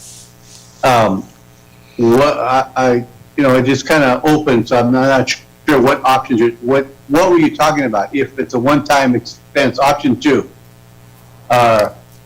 Utilizing $2 million of the reserve to mitigate the impact to our current fiscal year, to the fiscal year 2021. So rather than a $4 million hole, it would be a $2 million hole. I have a question. When we last closed up 2 weeks ago, I'm pretty sure you heard 5 of us say, give us a no deficit spending. There's no option for that, so. That's $4 million, so. Understood. Yeah, so a $4 million cut, so 84% of our budget. I got that, but right? did you have an option of how that looks, is what I'm saying. I know what $4 million loss is. I'm saying, here you're saying, let's just use from our reserves. Right, so what And I he heard from kinda heard council, us. I heard from council that we're willing to use the savings. Okay, so That's what option 1 or 2. but you know, actually, how I you looked believe at it. one of the finance people actually nodding their head that there wasn't a savings. So there is definitely going to be a savings at this point. There's a projected savings, again, assuming what we're projecting today hits, there's a projected savings in fiscal year 1920 of $775,000. Okay. Any other questions for him? Okay, let's open it to the public. Anyone wishing to ask any questions regarding this budget and how we'll take our decisions forward? Thank you, Mayor. Before I open the line to anyone, I just wanted to remind you that we had also received public comment from Pam Franco. Oh, thank you, yes. And that was an email that you all should have gotten sent to you guys? Yes, Mayor. In addition to having the email provided to me, I also shared it with the members of council, the city manager, the city attorney, and with finance staff. Thank you for that. Thank you. One caller on the line with the last name Beekman. Caller Beekman? Hello? Hi. Hi.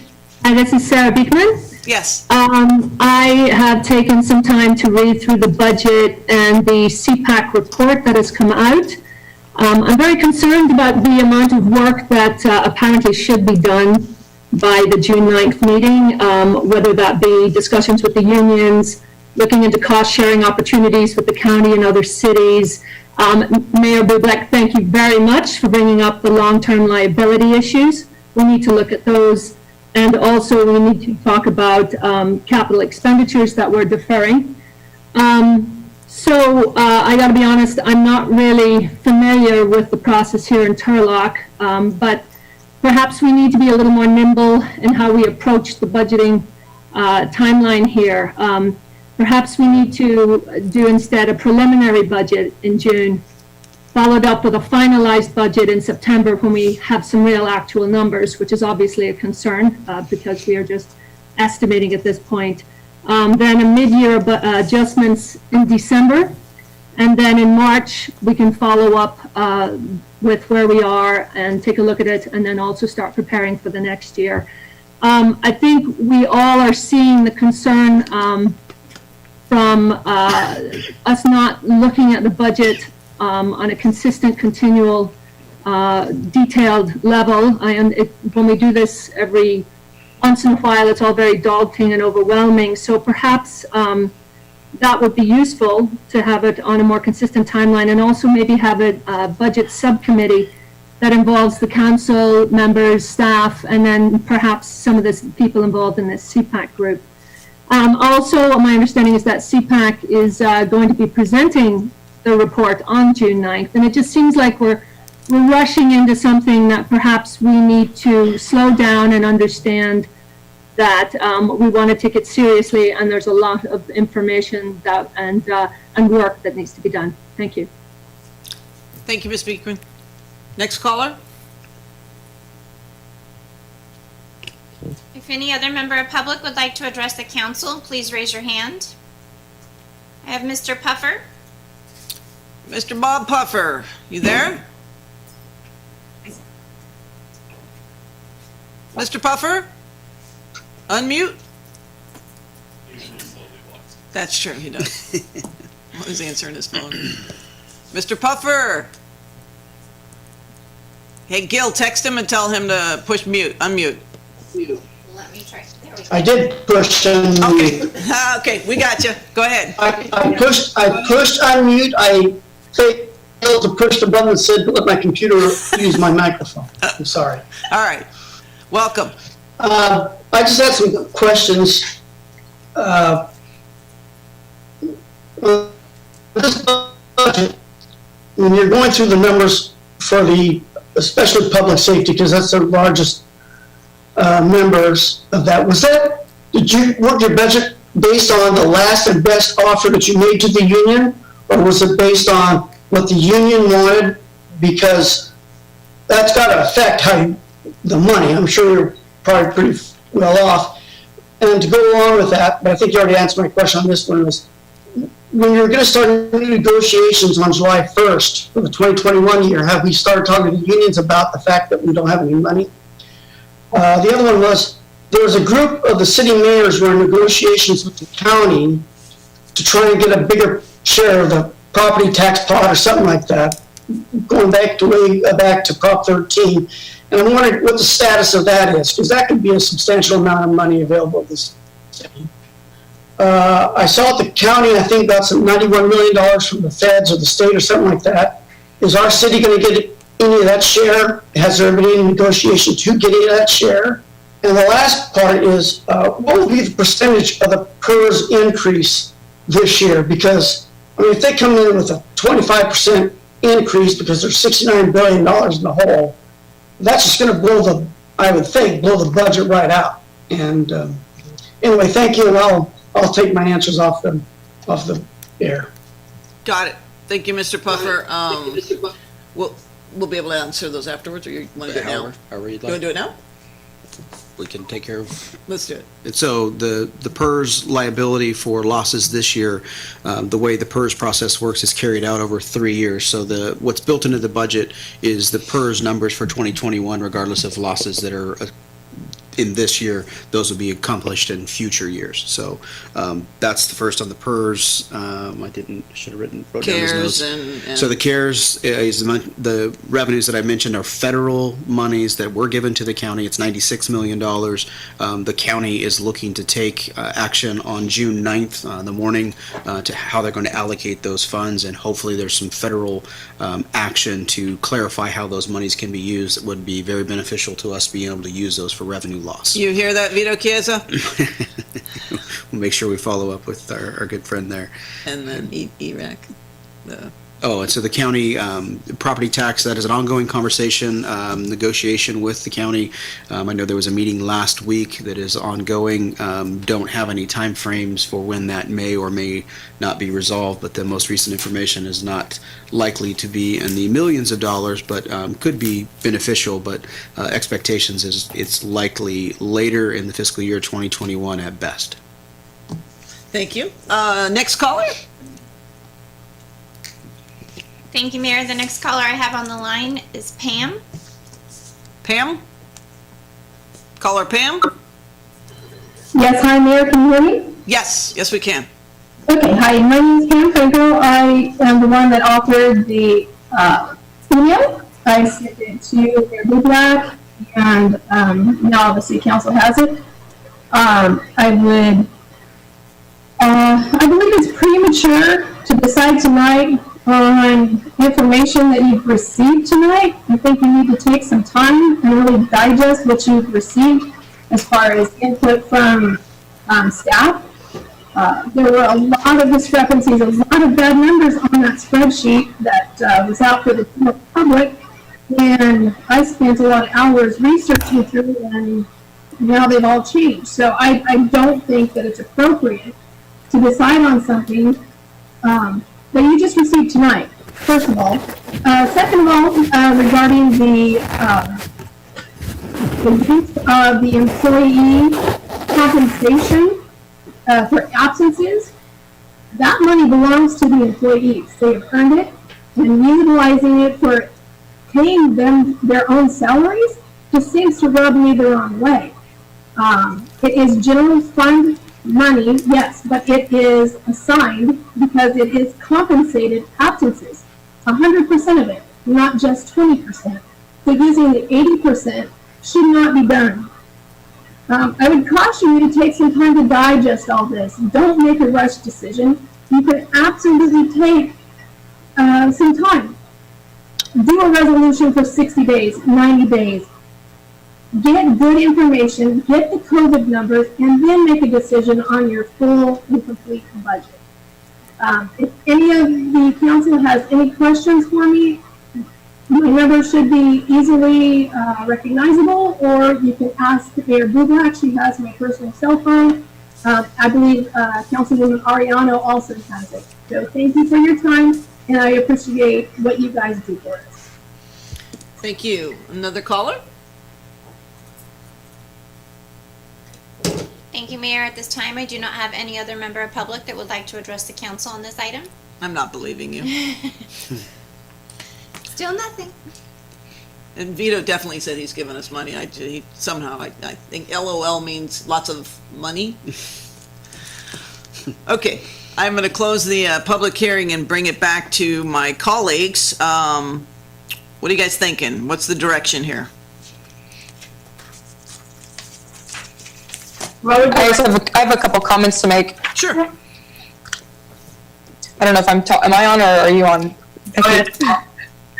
I just wanted to acknowledge, that COVID hit, and it's really shifting kind of our focus on where our attention needs to be. But there is one piece that I don't want to get lost in this narrative is that the 18 and 19 budget, our department heads did exactly what we assigned them to, and our city administration did, to make sure we came out with zero deficit spending by the end of that year. So it was a daunting task, and I think every department head did a great job getting creative with that. And if COVID didn't happen, like it was already acknowledged by our city manager, we would have actually came out even a little bit more ahead. So I just, being the first full budget process, it was very daunting, and we as a council, we all unanimously really got behind being really fiscally responsible with the deficit spending that we've seen happen with the councils in the past. And so I wish that we could be celebrating a little bit more right now, but we can't because of other cards have been dealt. But I just want to acknowledge that before we get into more of the discussion. Thank you. Councilmember Ariano?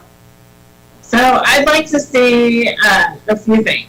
I'd like to see the council send a letter to the county, state, and to our U.S. representatives regarding the CARES Act so that we can see if we can be compensated for that $1.8 billion. I think that's important.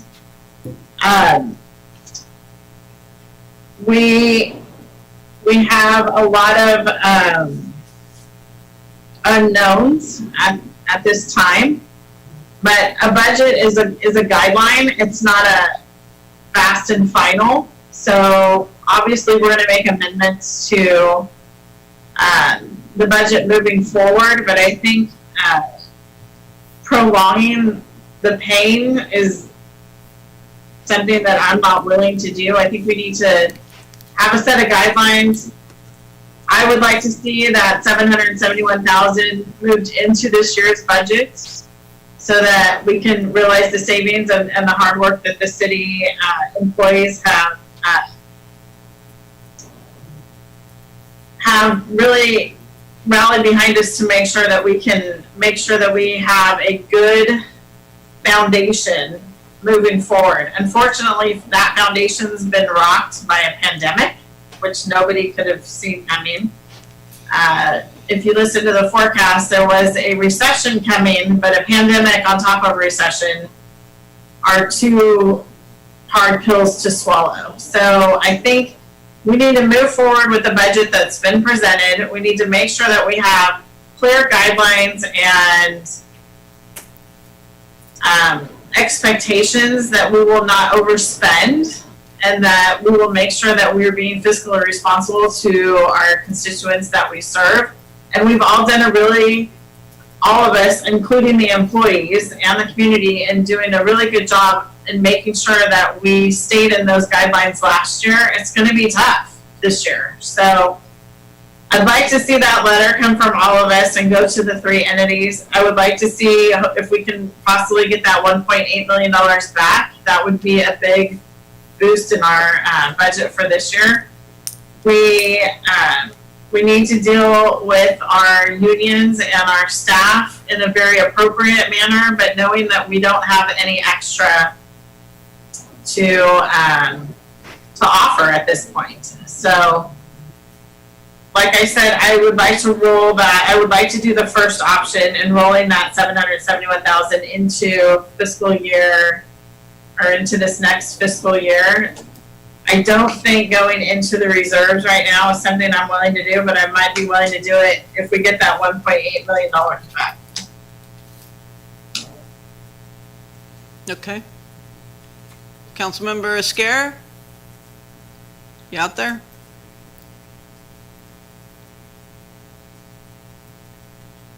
Councilmember, you want to start? Yeah, I'm Did you just call my name? I'm not sure. Yes, I did. I was just going to see if you wanted to have some input right now. Yeah, I'm pretty much in a neutral position right now. Recliner?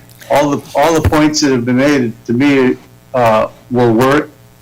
I think Becky's correct that we do have the option to make any amendments, and just by approving this tonight doesn't mean it's set in stone. We know that many things that we say we're going to do are not set in stone because something comes around and changes them. Sometimes it's better just to move forward and keep going and keep watching what's going on and adjust as we go. So that's my 2 cents. Thank you. On the screen, you see the option 1, 2, and 3. Which one are you leaning towards? We're just giving direction tonight, no vote. I can add while Councilor Scared mulls over it a little bit more. I agree with Councilor Ariano's. I think at this point, and also with the comments coming from the public as well. From this point, we're dealing a lot with projections, and I believe in the accuracy of them, and I believe in the projections of the last. Mostly, the most accurate number to me is the estimated savings from the 18-19, which is the only number. That 774 number is one that I'd feel most comfortable using to augment or using it for this budget. But all of our other going into our reserves a little bit more, I think we all would feel more comfortable. At least I would feel more comfortable once we really see a couple more months of this pandemic and how it affects us, how we can really get a hold on how much will be reimbursed. This HERO Act in the Senate right now, I mean, it can't potentially what it was approved in the House potentially could do help us a lot right now, and for local municipalities. Whether or not that's actually going to make it out of the Senate, I'm highly doubtful. But that doesn't mean that we definitely can use our resources to connect with our representatives and anybody else out there to contact your representatives too. But I understand that, and these projections are they are what they are. But there's a lot of uncertainty right now. So the idea of the letter that Councilmember Ariano spoke of, are you in favor of that idea? Sending a letter to our to Washington, D.C.? To all the representatives that have votes going on. Absolutely. I mean, I think all local municipalities should, if they're interested in getting some support from the federal government. Thank you. Yeah, I think I'm very much in a position right now where I don't think I would be comfortable dipping into the reserves beyond any of the savings that we achieved last year. So option 1 of using just we tightened our belts quite a bit and would have had some savings to be able to put away.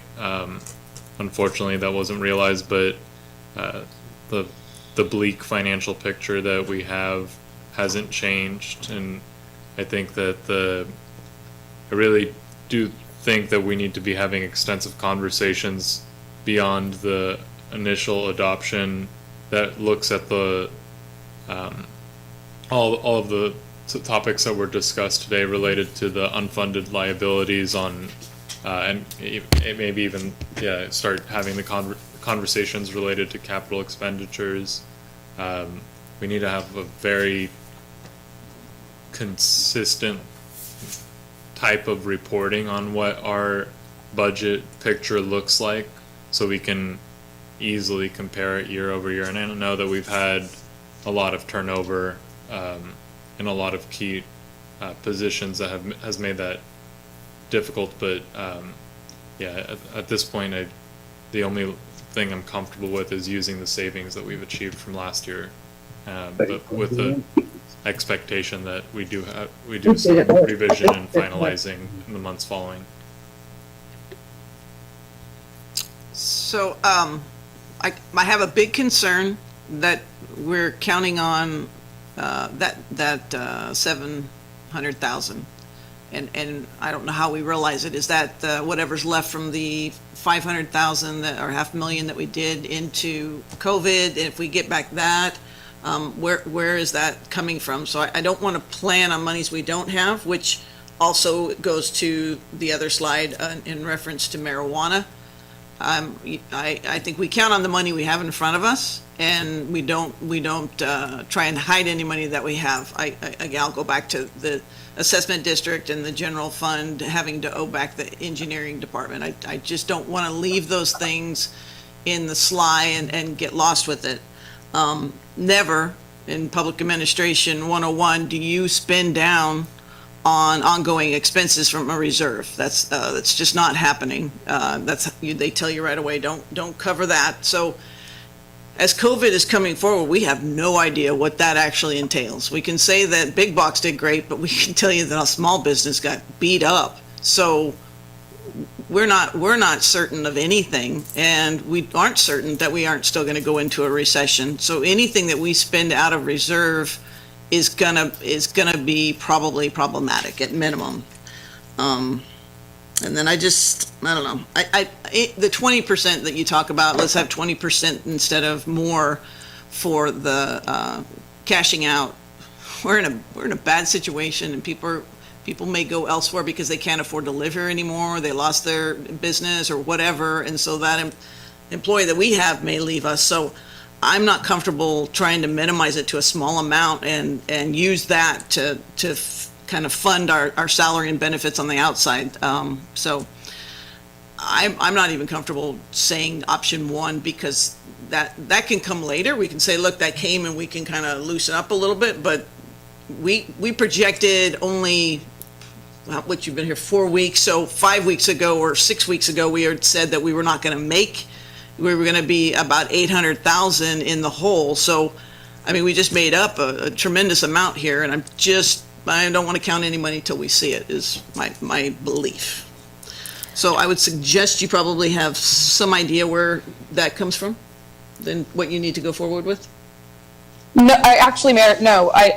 My vote would definitely be, or my vote of direction would definitely be swayed if you believe that this 778 number is inaccurate. I need to understand the claim of it being inaccurate, because maybe I'm missing something, but that number makes sense to me from the salary savings, not filling vacant positions, cutting, trying to control our overtime, and not staffing special events with police. Basically, all the things that we tried to trim last year contributed to that number, from what I understand. But I need to understand if there are inaccuracies that you see.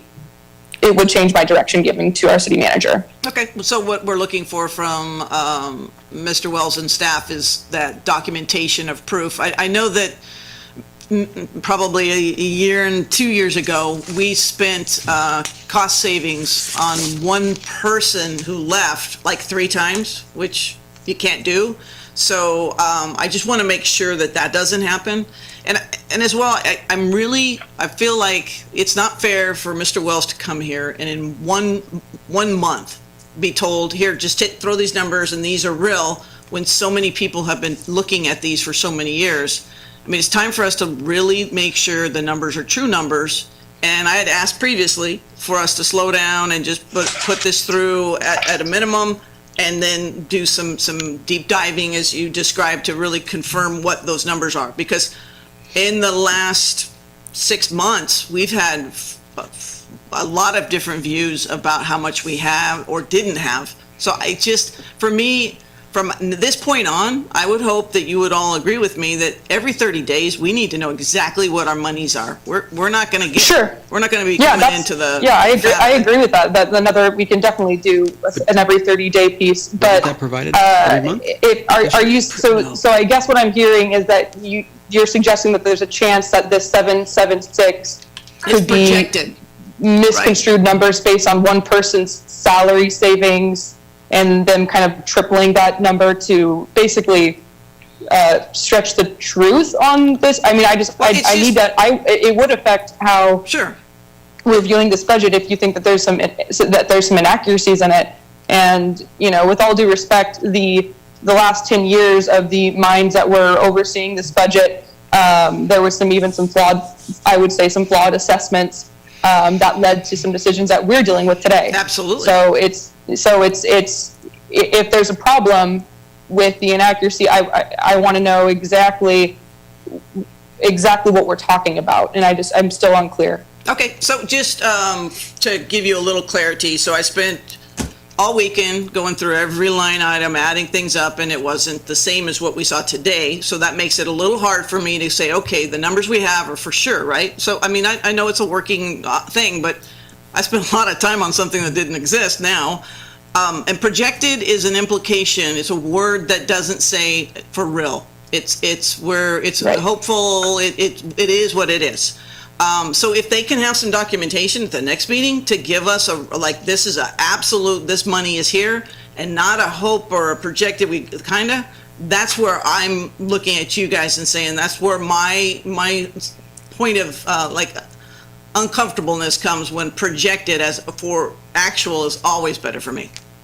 Can we have another meeting sooner rather than later to dive into that 774 number? Because if I'm telling the staff to explore that option, but there's question of that validity, Toby, can we expedite that process to get a meeting of just maybe breaking down only that number, or maybe Nadine and you could break it down right now in front of us? So if you're looking at the expenditure number, we have the expenditure savings, right? So what we beat the budget. So if you're looking at the slideshow, the third slide, Nadine, 1, 2, 3, fourth slide.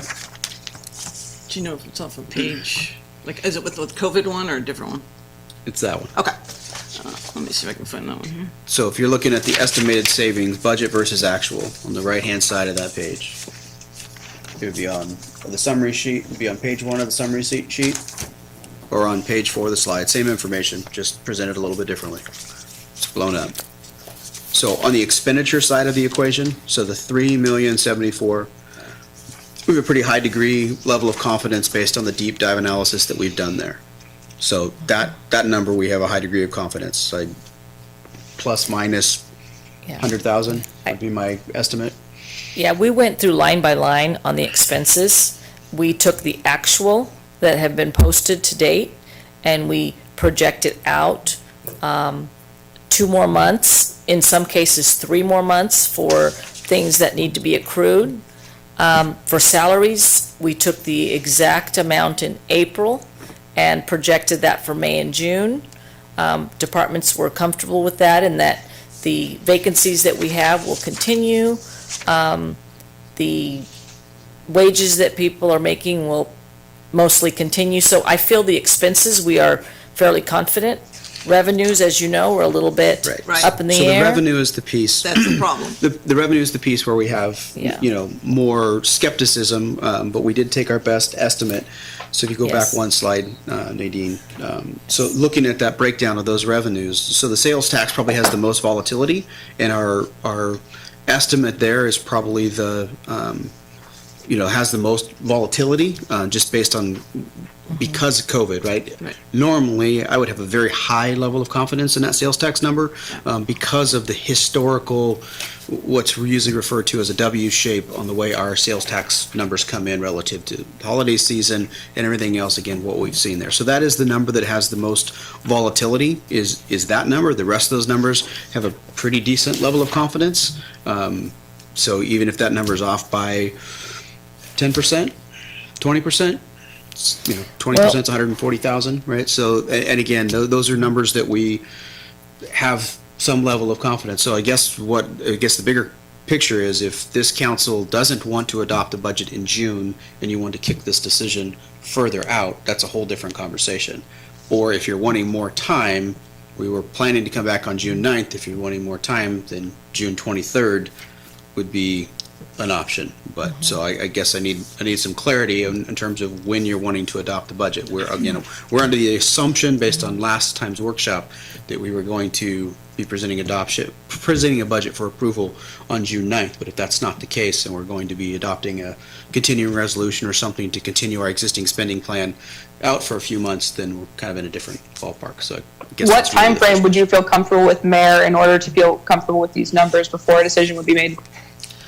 Well, the sales tax is going to be, it's a guess, right? So, I mean, we really, I mean, we heard how significant the last ones were, so we are already counting like a complete $1 million. So even if we speculate that half of this isn't real for the sales tax, that gives you, okay, so we can play around with about 300,000. I mean, that's really insignificant as far as, it's as if we're just working off of a straight budget then. I mean, we can always take those real numbers and put them back in later if we're going to put something forward, because I did ask in advance. I think I even mentioned it to you, Councilmember Larson, about doing it, and because I didn't think it was wise to do today and tomorrow, but we're already here. So I think that I would suggest that we be very conservative on our sales tax guess, because that's exactly what we're working on as a guess.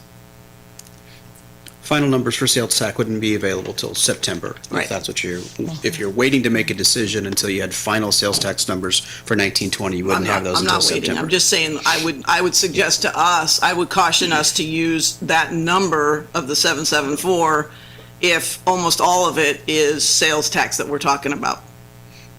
I think you're getting stuck on a number that is arbitrary right now. And the whole premise was, in these three options, was to allow him to go forward with a budget that he can work with, whether that being layoffs, whether that being furloughs, whether that being whatever that looks like, to make sure that we can stay within our means. The 771 or whatever that number is, do we want to go forward with whatever the savings is realized and put it back in our budget for this year? That's really the answer. The 771 or whatever that number is, it doesn't really matter. If we have savings that are realized, is that going to go back into the budget for this year? That is what we're asking for option number one. Just because they put numbers there, you're not going to realize any of these numbers until probably the end of September. That's why it's called a budget. It's not an actual budget, it is a budget. So it's a working document that's going to be changed. No one's ever had a problem, previous councils, dipping into the reserve funds to pay for salaries and benefits and all the stuff that they shouldn't be paying for anyways. What he's asking for is a guideline to see if we do realize any savings, can that be utilized for next year? That is the option one. Option two, I can't remember what option two is because I didn't look at it. So we need to, if we want to realize whatever savings we're going to realize, that's going to go in. I've never seen a negative $800,000 number in any of the documents that were sent to me. So I think that's a false accusation. What it is, they're trying to project, and of course everyone is doing the same exact thing. Do we need to make sure that we're staying on budget? Of course. Do we need to not even, talk about this until December? No. We need to make sure that we're staying the course. We need to make sure that our numbers are accurate when we get them in. They're not making these things up. They're not coming out of the air or arbitrarily, let's just put a $500,000 number there. The option one maybe should have said, can we use the projected savings from the previous fiscal year? My answer is yes. Do we need to see if we can have some other cost savings in other areas? Absolutely. So this council's done a really good job of staying the course. We don't need to go into this next fiscal budget. In another 90 days, we're just kicking the can down the road. It needs to be changed as amended, as needed. And I don't disagree. What we're looking at is that a motion? Is that we have to make sure that we are spending the money that we have and not anticipating money we don't. So that was my final. Is that I've never seen a negative $800,000 number. I don't know where you came up with that. We don't need motion, it's just direction. I believe Mr. Wells has his direction. I think so. Okay, well, because I'm kind of in the same boat. I said, can we just make option one without a number value there? It's very difficult to make a budget without a number to plug in. These are numbers, right? So It'll just be a moving target, right? Well, and again, It's the projections. What I would recommend is using that projected with the caveat of which we were going to do anyways with the budget, that one, you would get monthly updates of every monthly update, and then with the expectation that in October, we would have a full budget discussion workshop on basically the most recent information for fiscal year 1920s, right? We'd be able to check in and say, hey, we were projecting 774,000. The actual number is X. So, but October as opposed to September when typically the numbers come in? Well, Wouldn't that be yeah, helpful? so the reason why, because getting the full month of September of having that quarter of data as well. So you're going to get full year end for 1920. It won't be audited. It will be unaudited, but it will be a better information. You'll get a quarter's worth of the fiscal year 2021, and you're able to look at both of those sets of data. If you do it sooner than that, you're just risking not having the best information. So that Our accrual period is through the end of September. Right. So we are paying invoices in September that we do accrue back to the prior year. right. So by getting us into October, you get the full accrual under the accrual system, and you get the best amortized. picture of what fiscal 1920 is going to be. Well, again, it's unaudited, so it's not going to be a final number, but it's relatively good number, and it allows you to make adjustments early enough in the fiscal year to reflect, the world as it's changing. I mean, nobody knows what the recovery of this thing looks like. Obviously be getting nice? more businesses coming open. Are we going to see a V-shaped recovery? Maybe. We're going to see recession? Maybe. I mean, and that's the hard part. But, September, October will at least have a really accurate information as to where we ended 1920, and to verify whether that number was accurate or, could be to the positive, could be to the negative. I mean, that's a projection. Okay. So I just want to thank the accounting staff for the hard work that they staff for doing the best that they can, and we're here to work with you, not work against you. Absolutely. Thank you for your time. So it sounds like we've got everybody on the 3.5-ish, if I'm reading the tea leaves properly there, on option one to move that forward. So then for the cannabis conversation, revenues from to business, again, caveat if they were to open and get some assurances of what they thought they were due, is there any interest in revisiting whether there could be some revenues in cannabis for fiscal year 2021 to be budgeted? Yeah, on my part, I think we still gotta hold to the initial policy of treating that as money that can only be used for one-time sudden expenses, or really just putting it into reserves for the time being until we know what it's gonna be. So what's that? Go ahead. If I can, I agree with the sentiment of Councilmember Nasrati, because we all agreed when this issue first came up, but things have changed, and if we don't take a second to kind of reevaluate our financial commitments, which is really what we're doing when we're looking at our assigned and unassigned reserve, I think cannabis is absolutely fair game.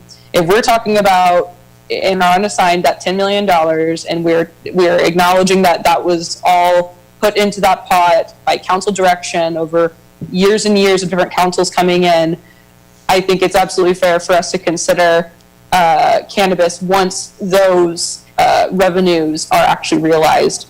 But I understand that we really want to be very cautious with that. But if there isn't a better time to reevaluate your finances, it's probably during a pandemic. So I'm totally for exploring that. My thoughts on the cannabis monies have been the same throughout the conversation. I just don't want to if we're doing a one-time expense, okay, I could probably live with that. I just don't want to get to where we're counting on money that we don't know we're going to receive. Cannabis, we all agree that it's money that we may or may not have. And I just don't want to budget that as an ongoing form of revenue. I think it's too up in the air. There's lots of things happening all over the country, and just like the COVID changing every day, so is the cannabis industry. There's things happening every day, and if you're gonna do a one-time usage, I can back that. I just don't want it to be plugged into any one ongoing expense. The one thing I would like for us to do, maybe before making any decisions on spending on cannabis, is developing a policy on the unfunded liabilities that we have. So those outstanding balances, just bringing them to the table, figuring out what our repayment strategy is going to be for all of that. And then it gives us an ability to chart it out for a couple of years. And then maybe at that point, I would feel a little bit more comfortable looking at the cannabis revenue as it starts to be realized. Are you wanting that as part of this budget conversation, or is that a longer term conversation? You have time? I think that ideally maybe like during that October review, once we start seeing real numbers, much easier at there. that point. Correct. Yeah. Councilmember Ariano, Councilmember Larson? I'm not gonna say anything until they're open. I already gave my comments. All right, All right, there we have it. And the last consideration was, CARES Act or other funding opportunities. So obviously, if we were to get some guidance, direction, relief, I would assume the council is willing to include those things as long as they're real. But just wanted to mention there's likely something there. At a minimum, I have a pretty high level of confidence in the $50,000 of making us whole between our, what we're projecting on the COVID expenses. Outside of that, 50,000? That's the difference between what we're okay. assuming What are we getting? So what we're assuming of revenue versus what our expenditures are, the difference right now, the 75% is about 50,000. So I'm rounding off there. So I have a high level of confidence in getting that from the county through CARES. It's a matter of what other additional revenues could we foresee, and there's a deep dive that we need to do. I'm trying to hopefully get some information before June 9th. So for me, I think CARES isn't going to happen before we pass a budget, and I, again, don't want to count monies we don't have. When it comes, we can open it right back up and insert it wherever we need to, but we should never plan for something because we can always be disappointed. At this time, we're not budgeting for that 25% revenue, only the 75% from FEMA. Correct. Gotcha. Thank you. I think we would need to be very diligent as a city council and mayor about making sure that we go in and ask for what we need, and now's the time to do it. As a former legislative aide, the squeaky wheel gets greased, so it's our responsibility as leaders in this community to make sure that we go after what we need for our town.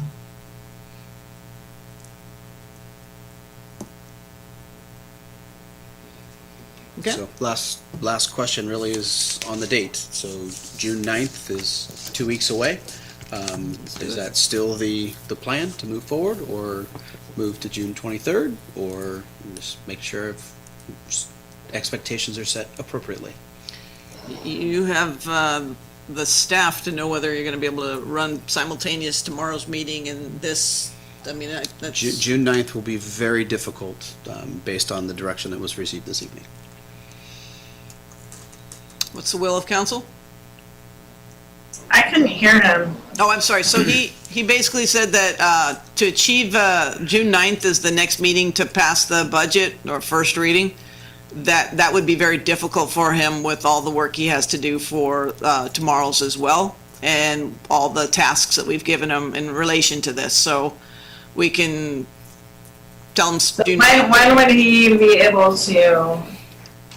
So in order to meet, with the assumption that we're adopting a budget that's effective July 1, June 23rd would be the last date that we could do it. And I don't like putting finance staff, and I'm looking at them, I don't like putting them in that position of being that close to the year end.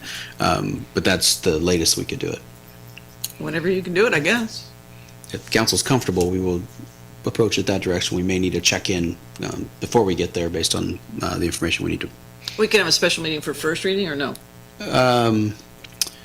Doug? We could do a special meeting, but we don't, we'd probably do it as a workshop to get direction, and then it has to be at a regular meeting, I believe, for approval. For second reading? For adoption. For the Yeah. adoption, So the correct. other one could be The other whatever. one could be, Okay. correct. Okay. Let me see. Then that closes the public hearing. Action items, we have none. City manager's report, public safety, Chief Carlson? Written? Well, it doesn't say here. You didn't write it for me this time. And I presume the Chief Amafars as well. Okay. So both of the public safety ones are online. Council items for future consideration. Council members, questions, comments, and/or announcements? And then we have closed session, Mr. White? Oh, I'm sorry. Somebody out there? No, I just wanted to say that I'm glad that we are moving forward and getting our local businesses up and going. I know that a lot of people have a lot of questions. Don't hesitate to call us or the office if you have any questions that you need to get corrected, but make sure and go check out the COVID website to make sure you're in compliance with what the state regulations are mandating, because we cannot help with ABC licenses. So I want to make that clear. I've had a couple of phone calls on help with ABC licenses. That is not something that we can get in the middle of. That is the state's mandated license. So make sure you're in compliance. We'd love to see you open. We want to make sure everybody's following their social distancing guidelines and to keep our community safe so we don't go backwards. We want to go forwards. All right. Thank you. Mr. White? Are we going back into closed session? 1 second, Mayor. Let me pull it up. Are you going with us? So item 13A, liability claims, California Government Code 54956.95. Claimant Adrian Pramarzapur, I butchered that, sorry about that. And then item 13B, threat to public services and facilities, California Government Code 54957A, consultation with the city manager and city attorney. All right, before we stop this and go to closed session, for the public's sake, we are in fact having a meeting here again in virtual land tomorrow at 4 p.m. for a tax discussion. So tune in. Thank you. Close.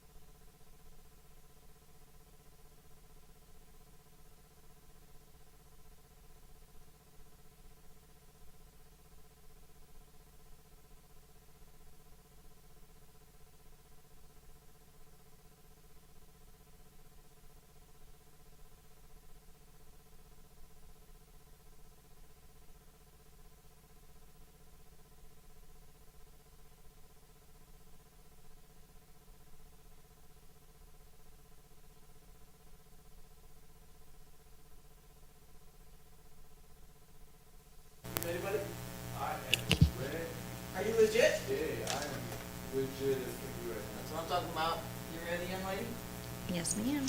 All right, we are back from our closed session. Madam Clerk? Thank you, Mayor. For closed session item 13A, claim filed against the city by Adrian Faramarspor. The city council by a 5-0 vote rejected the claim for damage. For closed session item 13B, council provided direction to staff, but no reportable action was taken. Thank you so much. We are now adjourned and we'll be back at 4 tomorrow for more fun. Thank you. Oh, I just missed it. You're so quick. Good night, Doug. Thank you. Good night.